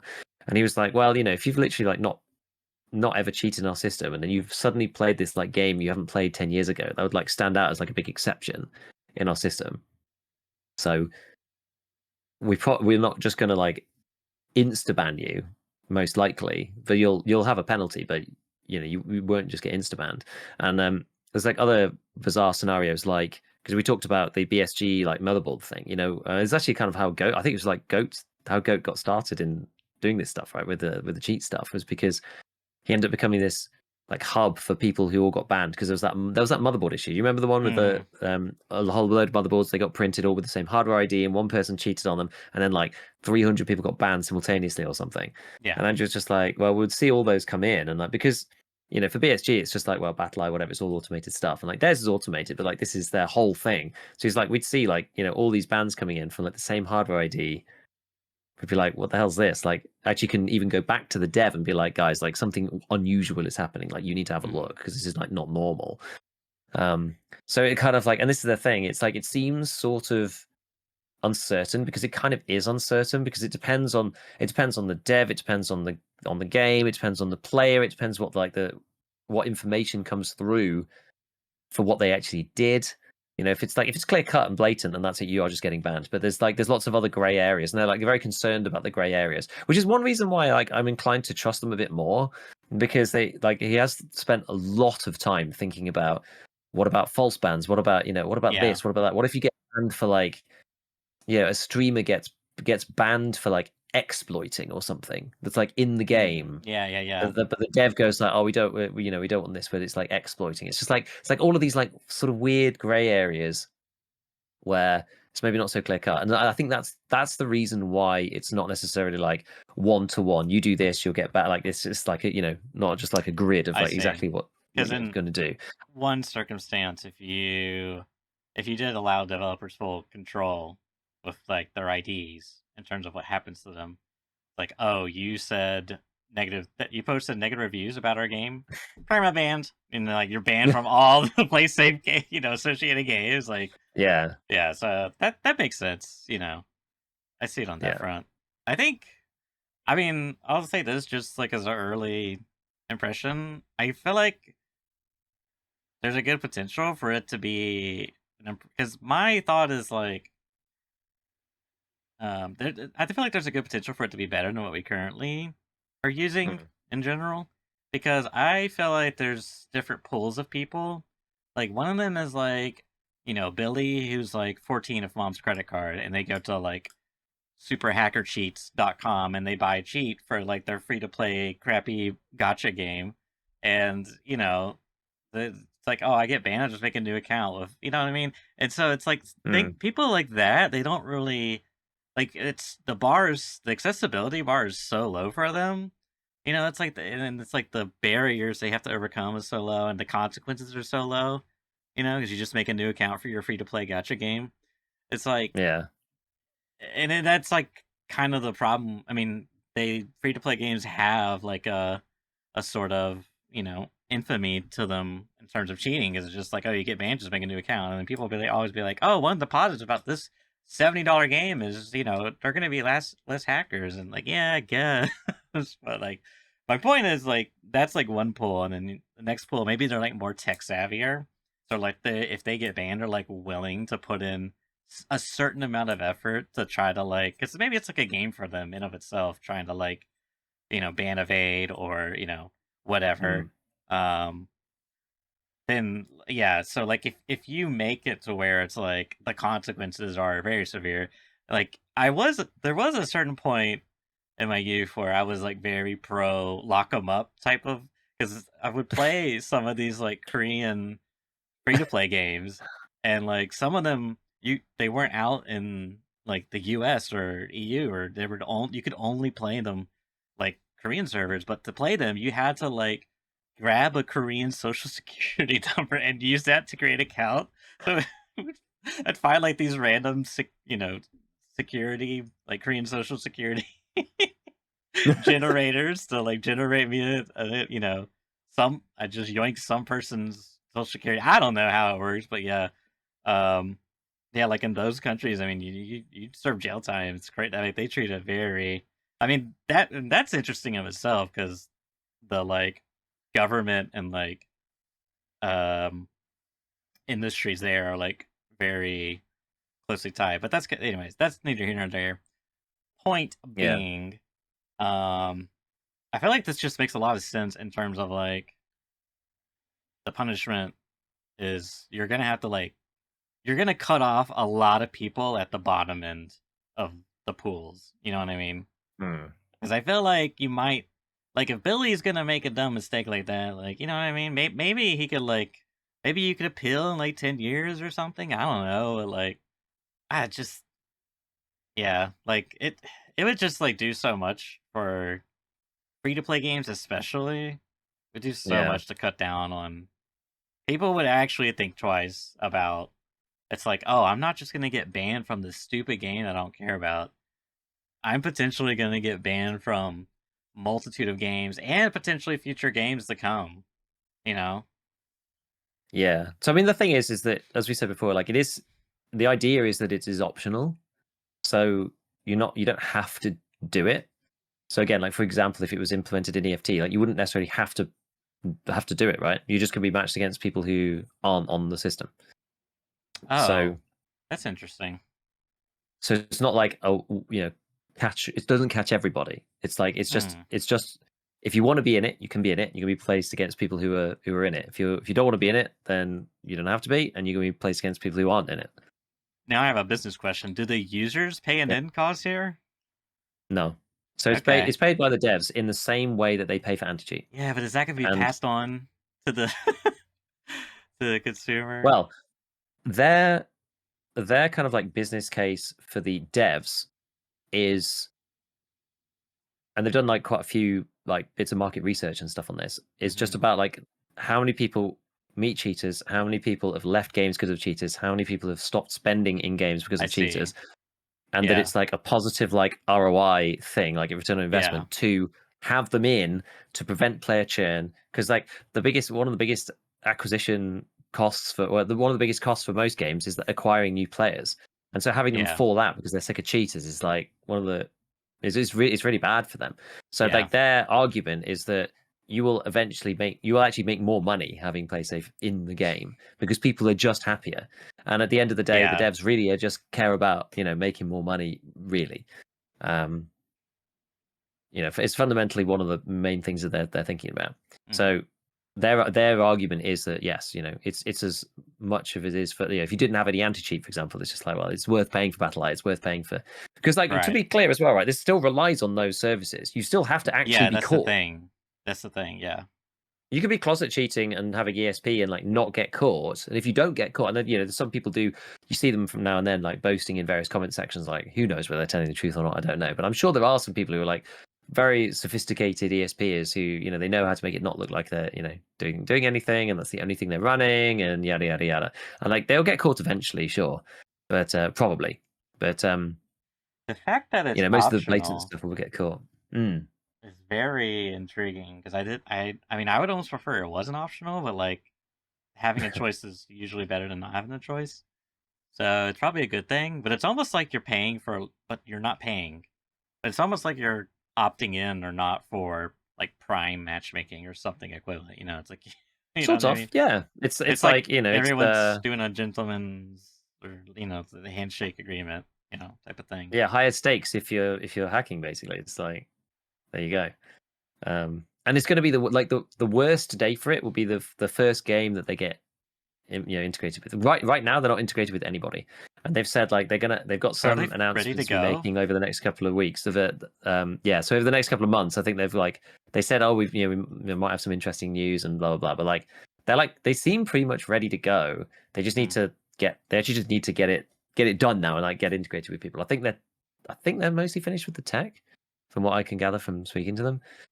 So it's just a case of like actually doing it now, getting it properly in. And I think it'll happen. I think devs, like, one of the things about it, and again, one of the parts of their sort of like pitch Yeah. is that, like, what is the community's impression of, again, for example, because it's actually pretty much the same for all devs, what is the community's impression of EFT's relationship with cheaters and their anti-cheat? It's like Omega low. a good portion of the community thinks that either they're not doing enough, the BattlEye sucks, the BSG sucks, that the code base sucks, and the spaghetti code allows cheaters in. There's a good portion of the player base that believes that BSG actually want cheaters because it makes them money. And when asked about, how are you getting on with the cheating situation, the only thing Nikita can say is, we're working on it, because he can't say what they're doing, because it'll tell the cheaters what they're up to. It's like they're like in this like horrible catch-22 where even if they are working really hard and it is working quite well, you'll still probably see some people come through anyway, and everyone thinks that they suck. And so, bizarrely, going for this thing, you're almost like proving that you're actually trying. Weirdly, it's like, okay, we've implemented this thing. We really do want to get rid of them. It's like it's weird. It's almost like proof. It's like you can't prove with the normal anti-cheat that you're making because like knowing that this is involved, it doesn't put the system at risk, if that makes sense. Like knowing that PlaySafe is going to get integrated into a game or whatever. It's like that doesn't tell the cheat community anything that could be used against you, but it does tell the community that you're serious. Yeah. I mean, so it's quite interesting from that perspective. So I think devs are quite like, I think they'll be quite incentivized to at least like try it, because it's just like, what the hell do we have to lose, right? Like, it's just like the anti-cheat situation across the whole industry is just like absolutely on its knees. Yeah, I'm just curious about the details of it all. I mean, as far as like financials, because cost benefit analysis, but I don't know the first thing about any of that stuff. Like, I've never ran a game studio, but yeah, I'd be curious if it's like, is it like price similar? I mean, I don't know if you could say, but I have no idea. I have no idea what their pricing model is. Yeah, I'd be so curious. I really don't know. I'd be very imagine curious as well. I don't know. Is it very cheap? No, I can't imagine it's cheap either. It's probably really expensive. Yeah. But like teams full of devs. It's just like, I mean, BattlEye, for example. I mean, I'm like, I don't know if it even says here, but I think you have to like call to get pricing or something. Probably, yeah. Like if I recall, because I think Veritas looked at it, like their website is like so bare bones. Like it's basically like call in only. Yeah, actually, you can't really find anything about them. Interesting. Yeah, they're like a they're like the FBI equivalent. Secrecy. Yeah, that's crazy. Yeah, but they must have a lot of people working on this stuff, right? It's like a very, very tech heavy thing that they're doing. In some ways, PlaySafe is like much simpler in many ways, because they're not actually having to do any of the anti-cheat. Well, that's an interesting thing I just thought about. So if because like let's say you get falsely banned hypothetically, and then but it goes to PlaySafe and they're like, yeah, okay, this guy they had like a motherboard ban. I mean, whatever thing gets through, whatever. You're banned. Boom, you're banned. You're only banned from PlaySafe ID matchmaking, in theory. Yes. Yeah, you can still play. Yeah. So you can still play the regular matchmaking if you want to. I don't know. Like your game account in the game you were playing is probably still banned. It really doesn't seem you could go and play BF6 Sure, but like your bigger problem is the fact that your Tarkov account is actually banned by BSG. Never mind that your PlaySafe account's banned, right? Like your actual Tarkov account is banned Yeah, by BSG. So like that's your yeah, yeah, bigger issue. yeah, It's like sure you can go and play like Call of Duty like outside of PlaySafe, yeah. sure, but like your main account's banned by the dev. Like that's where this all began. So the PlaySafe thing's Yeah. almost like secondary in some ways. Secondary. Yeah, yeah. This really is just like a matchmaking thing. Which I mean, It's a it seems matchmaking like a ID check. That's really it. yeah, it seems like a no-brainer because a lot of people ask about the cell phone thing, which like I know Dota did something kind of like that, but like that wasn't Mm. really super Yeah, you can get viable. Sims and burner phones. Like it's just Yeah, it's again, you can spoof any kind of hardware stuff. It's just impossible. And the thing about the privacy stuff, like people do legitimately worry about the privacy stuff. And the mhm, one that I probably sympathize with the most is just like, well, my data is going to go to this company. It isn't PlaySafe, it's someone else. Like, yes, this is what they do, day to mhm, day. But like, what happens if they get hacked, or what happens if they have data right, breach or something? Like, it right. happens. I sympathize with that probably the most. Because it's just like this stuff does just happen sometimes. So the way that they've designed it, and like Andrew said to me, he was just like, no one really wants to be giving up our IDs. He doesn't Mhm, really, and neither does any of his mates. But like, because they were just talking about this, like this is when it first all started off. And they were just like, "Oh, can you just like fix the cheating problems?" It's just like, yeah, okay. So like, how would you actually do it if you were going to do it? So he was like, basically, they've like tried to minimize the amount of data to like the barest bones amount possible, so that the system still functions, but without keeping anything unnecessary. So, as I said before, it's basically like email address and date of birth in PlaySafe and which games you play, because like obviously it's linked. And then on the Onfido side, it's just like the selfie after the ID's been deleted. And that's it. So if somebody, if either side, or if there was like a data breach or leak or whatever, so long as everything that they say is happening happens, which again, some people don't believe that, right? Because some people who are like super tinfoil hat, which is like at some point you just have to kind of like accept some stuff, right? Like if they say yeah, we're going to delete the ID, at some point you have to kind of accept it. Otherwise, like you're gonna be trying to barter gold in the nearby shop rather than using fiat coins and stuff. So like at some point you have to accept some element of risk in your life.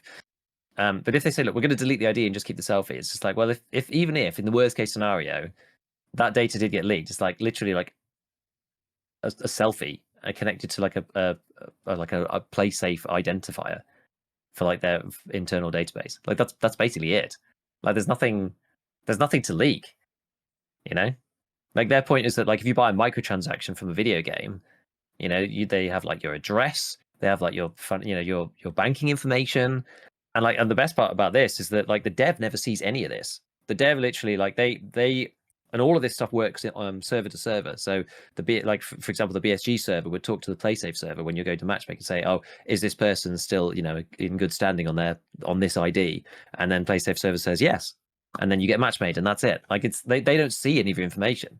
So you're not sending off your stuff. It's like buying EFT in the first place is probably more risky than a PlaySafe account, because you're like having to actually send your money through some payment provider. Like right. everyone's gone through the X Solar process. It's just like feels like you're about to get credit card defrauded when you try to buy EFT in the first place. It's like it seems like it's the minimal amount of data that's possible to make the system function, which is like it is slightly like uncomfortable because of the whole Mhm, ID thing, but it's the only way it can work. And so they've like tried to make it the least amount of data that they could. And there's so many other, there's like I see lots of comments, people being like, oh well, they're just going to sell the data off the system. It's just like, I did pose in the question, obviously, being like, I know you're not going to, but like, what prevents you? And he was like, literally, I would be sued into oblivion. He's just like, you're just not allowed. He's like, yeah, maybe somebody would do that, but you're just not allowed. You just can't. You just can't. And like the data provider is their instructions are based on what we have. They've got like this relationship, which is like data controller, data provider. It's like the sort of GDPR type relationship. So they can do the processing, but they can't use it for anything. They can't sell it. They can't do anything that they don't say that they can do. And with PlaySafe as well, he was just like, if we sold anyone's information, like what, no one's ever going to use us ever again. It's like the reputational damage would just be like, yeah. it's just not worth it. Like it's so crazy. Um, so It sounds yeah, so like like, but some people still really don't like the data privacy security stuff, and it's like fair enough. Some people just never want to do it. They never yeah. want to send their ID in for anything for any reason, and like, fine, that's fine. You know, you play the normal matchmaking. Yeah, You don't play the exactly. PlayStation matchmaking. That's okay. It's optional anyway. So It doesn't. whatever. It realistically doesn't affect you if you choose to not play or not do Yeah. it, which I think is like probably Yeah. the biggest for me, the biggest revelation. I thought it was like a mandatory, like okay, it's here, No. you know, like we're now South Korea or whatever. I mean, it could be depending on the dev, because it's kind of Oh, up to the devs whether they run servers or not for it. For interesting. a game like EFT, I think it depends on which game you're talking about because I hadn't really thought about this. I was always thinking about this through the lens of like Tarkov and games like it. And I was talking to Andrew about it, and he was just like, "Well, it's actually really easy for a company like BSG to do it because they don't actually have to do anything. You know, it's just like they just spin up a server and flag it as a PlaySafe server, and they just fill it with PlaySafe players. Like they don't have to have separate servers or anything. It's like really easy for them. I mean, it becomes more complicated if you're playing like an RPG where you're either like on a PlaySafe account or not, or Okay. you're in a game that's like a heavy like no smurfing kind of game. So it's like where you have one account, you're only allowed one account. You know, it's just like you have to do a bit more thinking about them. You Yeah. know, it's like, you know, if you're playing, like World of Warcraft or something, it's just like, well, you kind of have to be like either in or out, you know, from the start. Hmm. Um, so this gets a bit more different. But yeah, so dev in theory could just be like, well, we're only going to support, you know, PlaySafe accounts, for example, if it's like an RPG. But for like a shooter who's like matchmaking people for like a session, like Dota, like Tarkov, like Battlefield, Call of Duty, like PUBG, anything like that, that's like matchmaking players for a particular session, they don't have to actually do anything different other than just flag the server and only fill it with the right people. That's all they have to do. So there's a good point in chat. You know, the PlaySafe matchmaking pool size quality is the other factor. So, you know, you technically splitting the player base in some sense, right? Because some people are going to be in the pool, some Yeah. people are not going to be in the pool. Yeah, So sure. that's like potentially a factor. I think we've all kind of come to the conclusion these days that basically Tarkov's matchmaking is just like atrocious and it's never going to get better. Even when you've got tons of people online, it still can't get you into a streets raid in under, you know, whatever minutes. It's just like, it's just bad. Like other games just don't seem to have this issue. So I guess that's a bridge to cross when we come to it. You know, if and when we come to it, to see what that's like. You know, if the matching times are worse or whatever, and like that is potentially an issue, I suppose. If especially for like really small games, I guess, or like really low periods of player activity, like the sort of middle of the night, like Pacific time kind of time zone where like the US and Europe are off. There's like that, if you go on like any of the Twitch tracker metric sites, whatever, you got like that dip that happens like after the US evening. So maybe that could be a problem at some point, but I think it's like it depends on the game and all sorts. So it's kind of hard to write it off because of that. But like it's something that could become an issue, maybe like increased matching times, maybe, I guess. But it sort of depends. But yeah, I don't know. Like for me, I just don't see any. I simply don't see any other way to make it better. Like whenever I've had conversations with people who are just like, I just don't like it. I don't want this thing in there. Yada yada. And I'm just like, what is your solution? And some people are just like, I just don't really care, which is fair enough. They're just like, whatever. Cheaters are there. I just don't really care. Like fine. But like there isn't really another good solution. And so many people just say like, yeah, it just needs better anti-cheat stuff. And it's just like, yeah, but like we've been doing that fight for years now. And just like it's not the way. The cheat devs have just got so many advantages over the anti-cheat developers. It's just like it's an asymmetric fight. Like it's not a fair battle.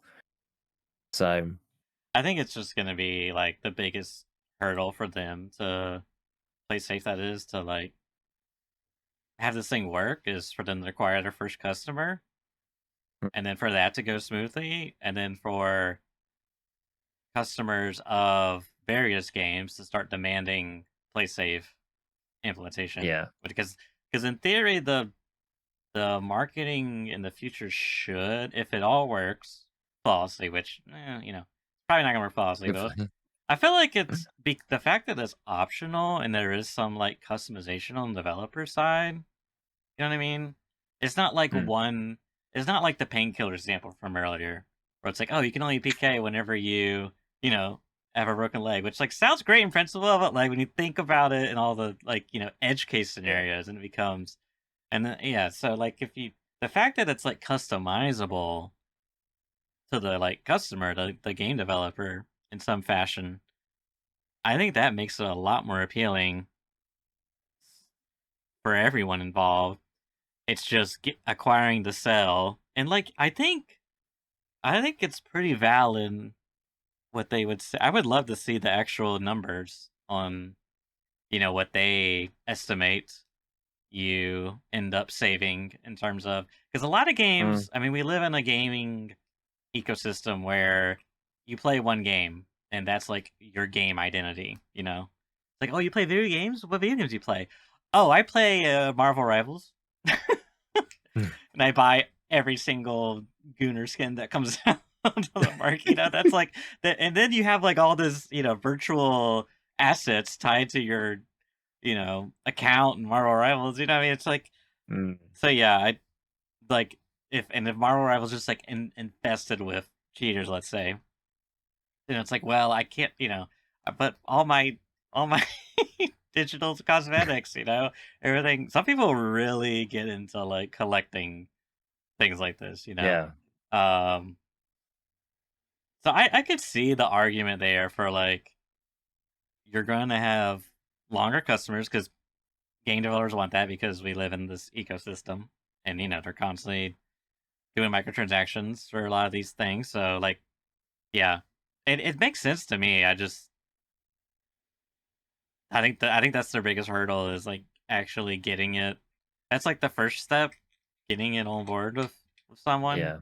And the second step is like for it to not fuck up, basically. Excuse my French. But yeah. Basically. No, I mean it's true. It's like, yeah, the 20th customer is like way easier than the first one, right? Yeah, Of course. yeah. They need Yeah. someone to take I mean, a gamble. I I don't even think it's a said to him, gamble. right? It's just like probably just like a It's like money a test thing. almost. Yeah, Yeah, it's like, do we want to spare the yeah, resources I guess to that do is it? the gamble. Yeah, you're spending money to. Is this actually going to pay off?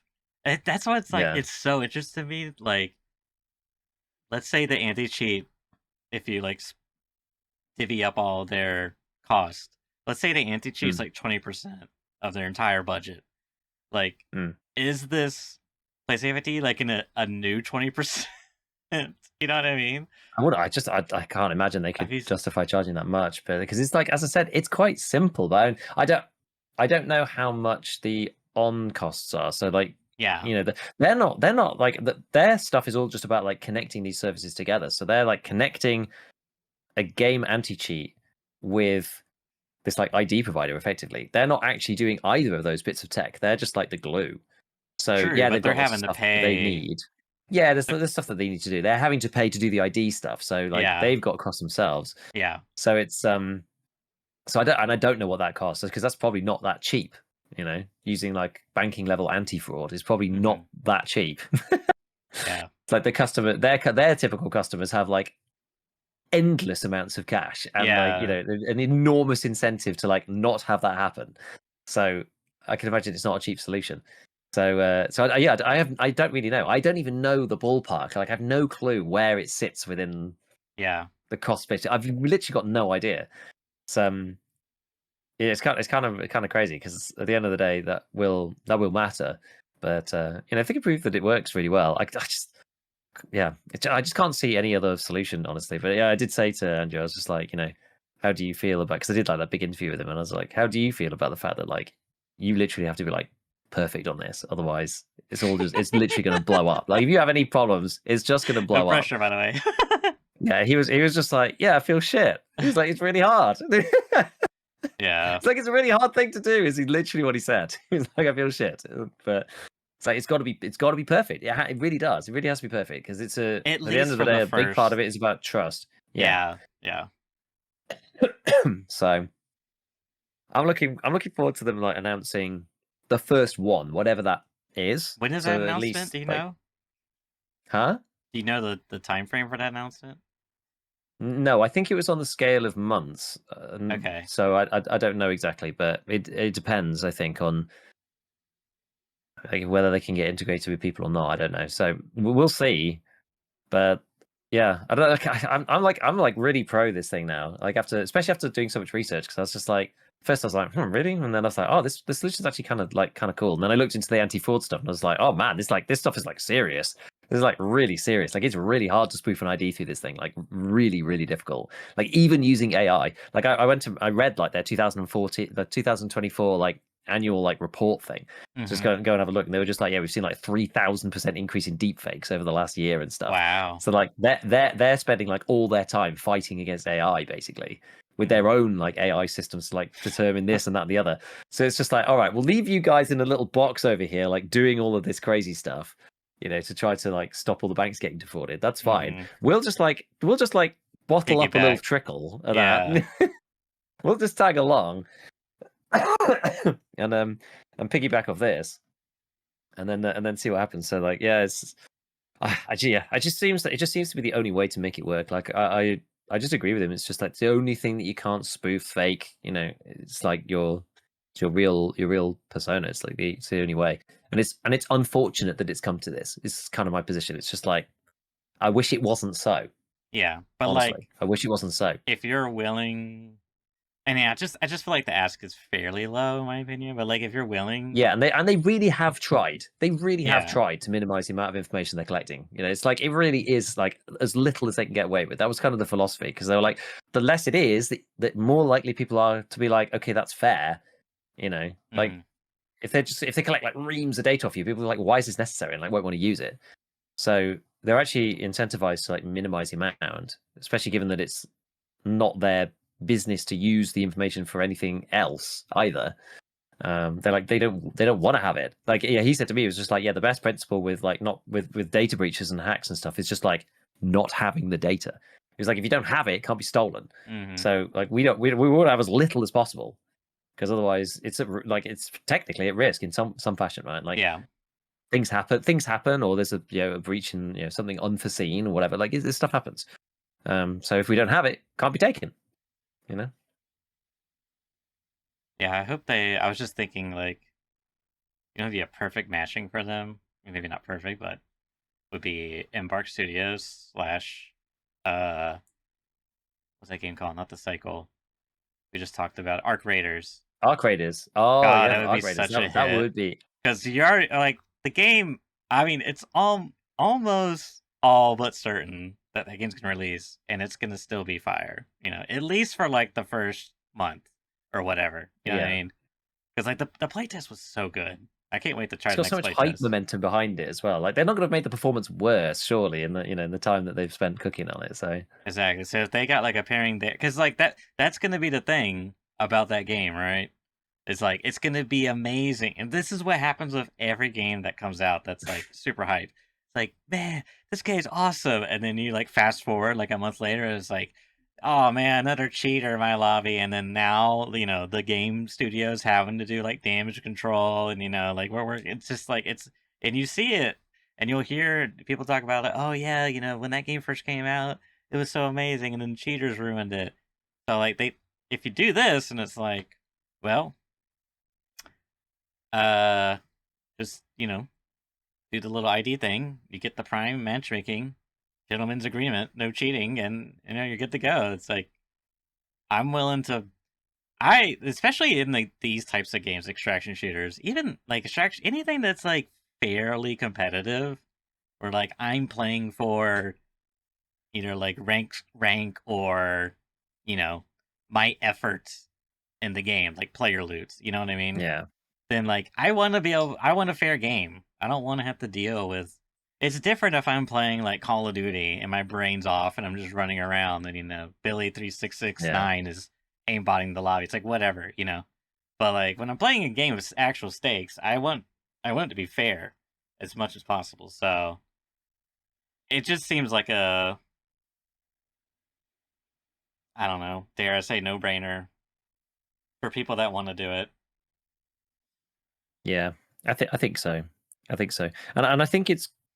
I also just think it's good that it's come from someone who's like starting up. Like they're not like they have no like Yeah, yeah, allegiance to anyone big. yeah. They're kind of their own thing. And he Yeah. was saying to me, actually, it's one of the problems apparently with anti-cheat in some ways is that Mm-hmm. even if you're an anti-cheat provider in 3 games, for example, because of the it was some quirk of like the data controller and the data processor thing, because all the anti-cheat guys are all like on one side of the system, they aren't allowed to use the information that they have about players in one game for players in another game, even if they technically could know that they were the same person. So they're not even allowed because of the way that the data processing works. So they kind of need somebody else, like separate, like not an anti-cheat person, right? It's like they need someone else separate that allows these things to be linked in that way because of the way that the data needs to get processed. So it's like kind of interesting. So like I think it's quite good that it's somebody different. They're not really aligned with anybody. Like this is the one thing that they do. Yeah. And one thing that really intrigued me about the whole thing about it was just like, they know like so much more about you than any individual game dev does actually. Like each game dev sees you playing their game and that's pretty much it. Whereas if once you're in there and you've played a few games that they've got integrated, they like have information on you from all these different games. So they've actually got like a much richer history on a player than they do any individual game dev or any individual anti-cheat system, which is actually like kind of interesting. So you can see when stuff is like unusual, for example, like much more easily I mean, than I don't anybody else. understand. Well, it was kind of like the example from before. If like you suddenly pop up and you haven't played a game for 10 years and you're just like rage cheating suddenly on this game you haven't played for 10 years, it's just like really unusual. Yeah, I like see. may not save you necessarily, but it's they can see you've been playing other games for the last 8 years, all these other games you've never cheated once, blah blah, and then you suddenly pop up in this game you haven't played for like 10 years and you're like rage hacking. It's just like something weird is going on. But like if just the anti-cheat within that individual game is just like, oh, it's just like, yeah, maybe I guess they wouldn't have seen you play for 10 years or something, but even still, they just have like a richer history on you. Yeah, and Fictitious said in chat, like, be concerned with losing game access due to speech on social media. So like, so PlaySafe is like strictly there's 2 things that they combat against. One is cheating, and the other one is like grooming of minors. That's literally it. So you can't get banned from PlaySafe for anything you say, unless you're like, inappropriately messaging like minors sexually. That's the only thing. But like, you're not going to get banned for anything you say within PlaySafe. It's not something that it's not something that they would like receive an infraction for. Do you know what I mean? It's not part of their like list of things that they're checking for. But I guess that's confusing to me because like I'm glad they're doing it, but like how do they monitor that? Because like the cheating side is all done through the anti-cheat submitting stuff in. Yeah. So is this like from developers submitting stuff or like whatever they Well, they get come they get a across? ban report from so any bans they will receive like that, and What then the they will ban see what it was was? for. Oh, okay, Yeah. yeah. Okay, cool. So that's it really. So Yeah, they're not there to do like censorship in any sense. yeah. They just they won't apply any penalties for like censorship stuff, which is good.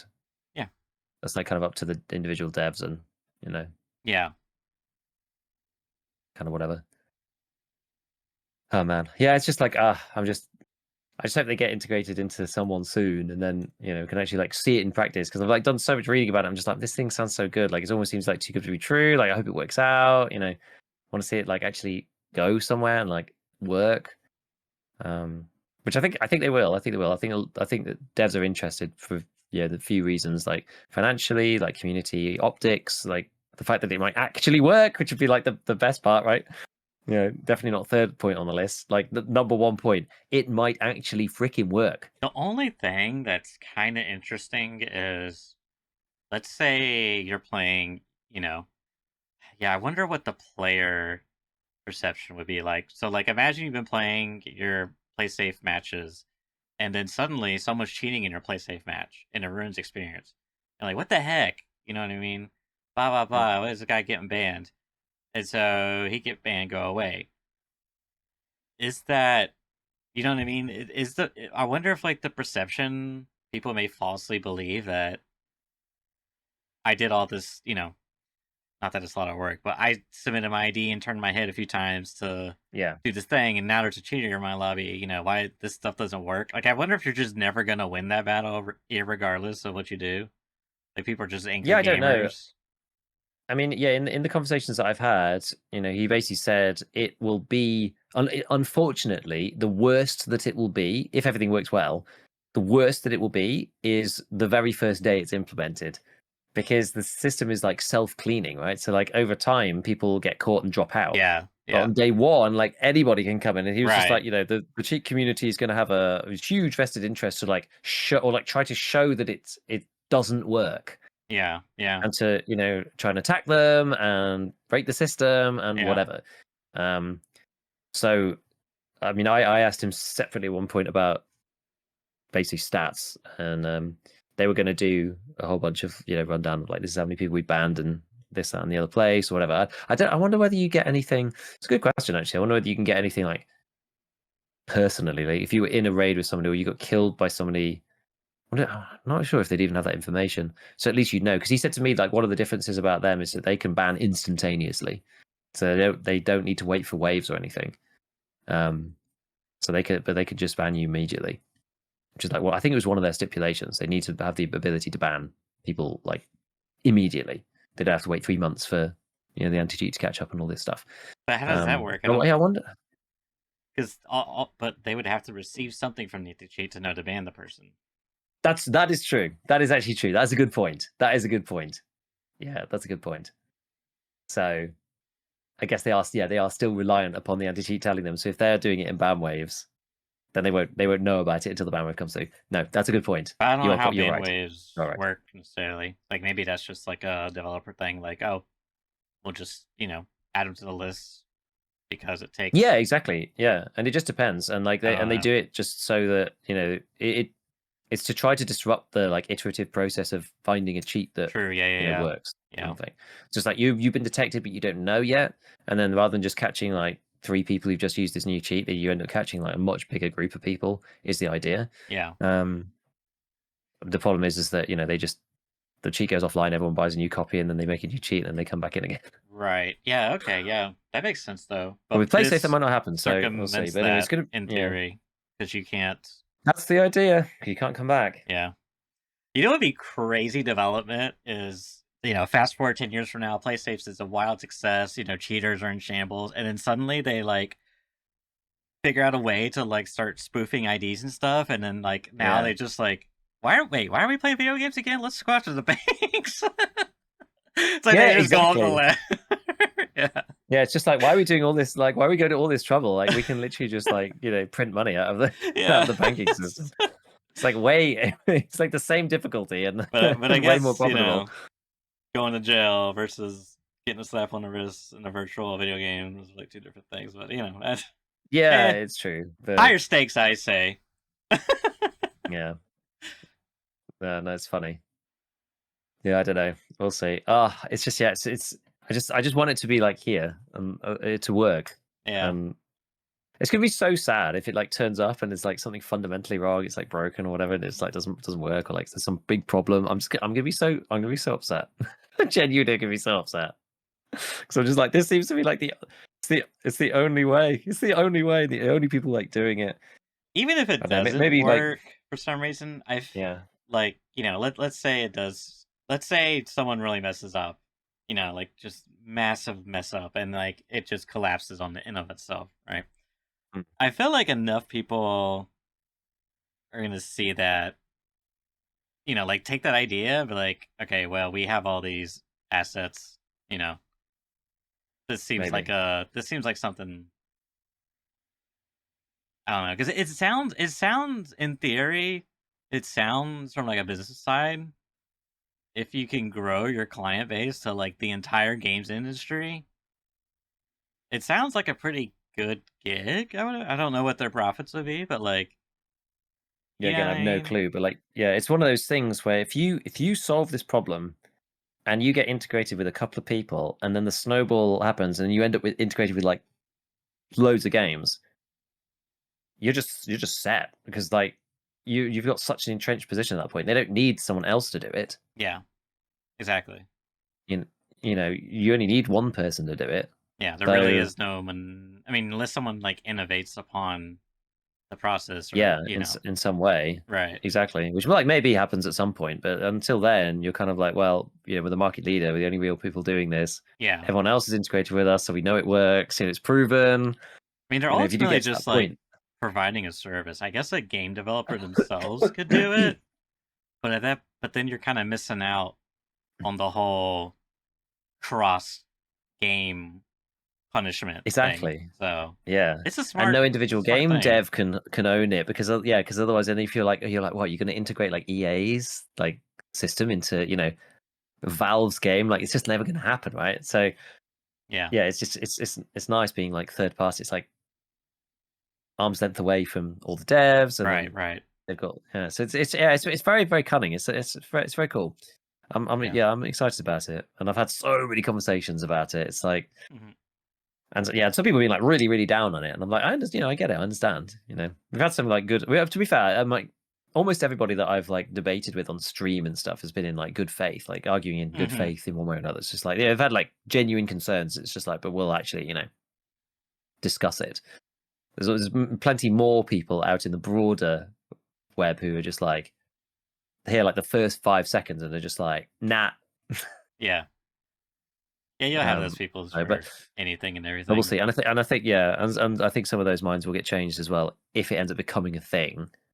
You know, lots of people are doing it. It's kind of like, oh, whatever. It's like it's almost just like clicking the yeah, accept whatever box whenever you have to go anywhere on Yeah. the internet these days. It's like yeah, whatever, fucking yeah. It's Yeah. like okay, fine, Yeah.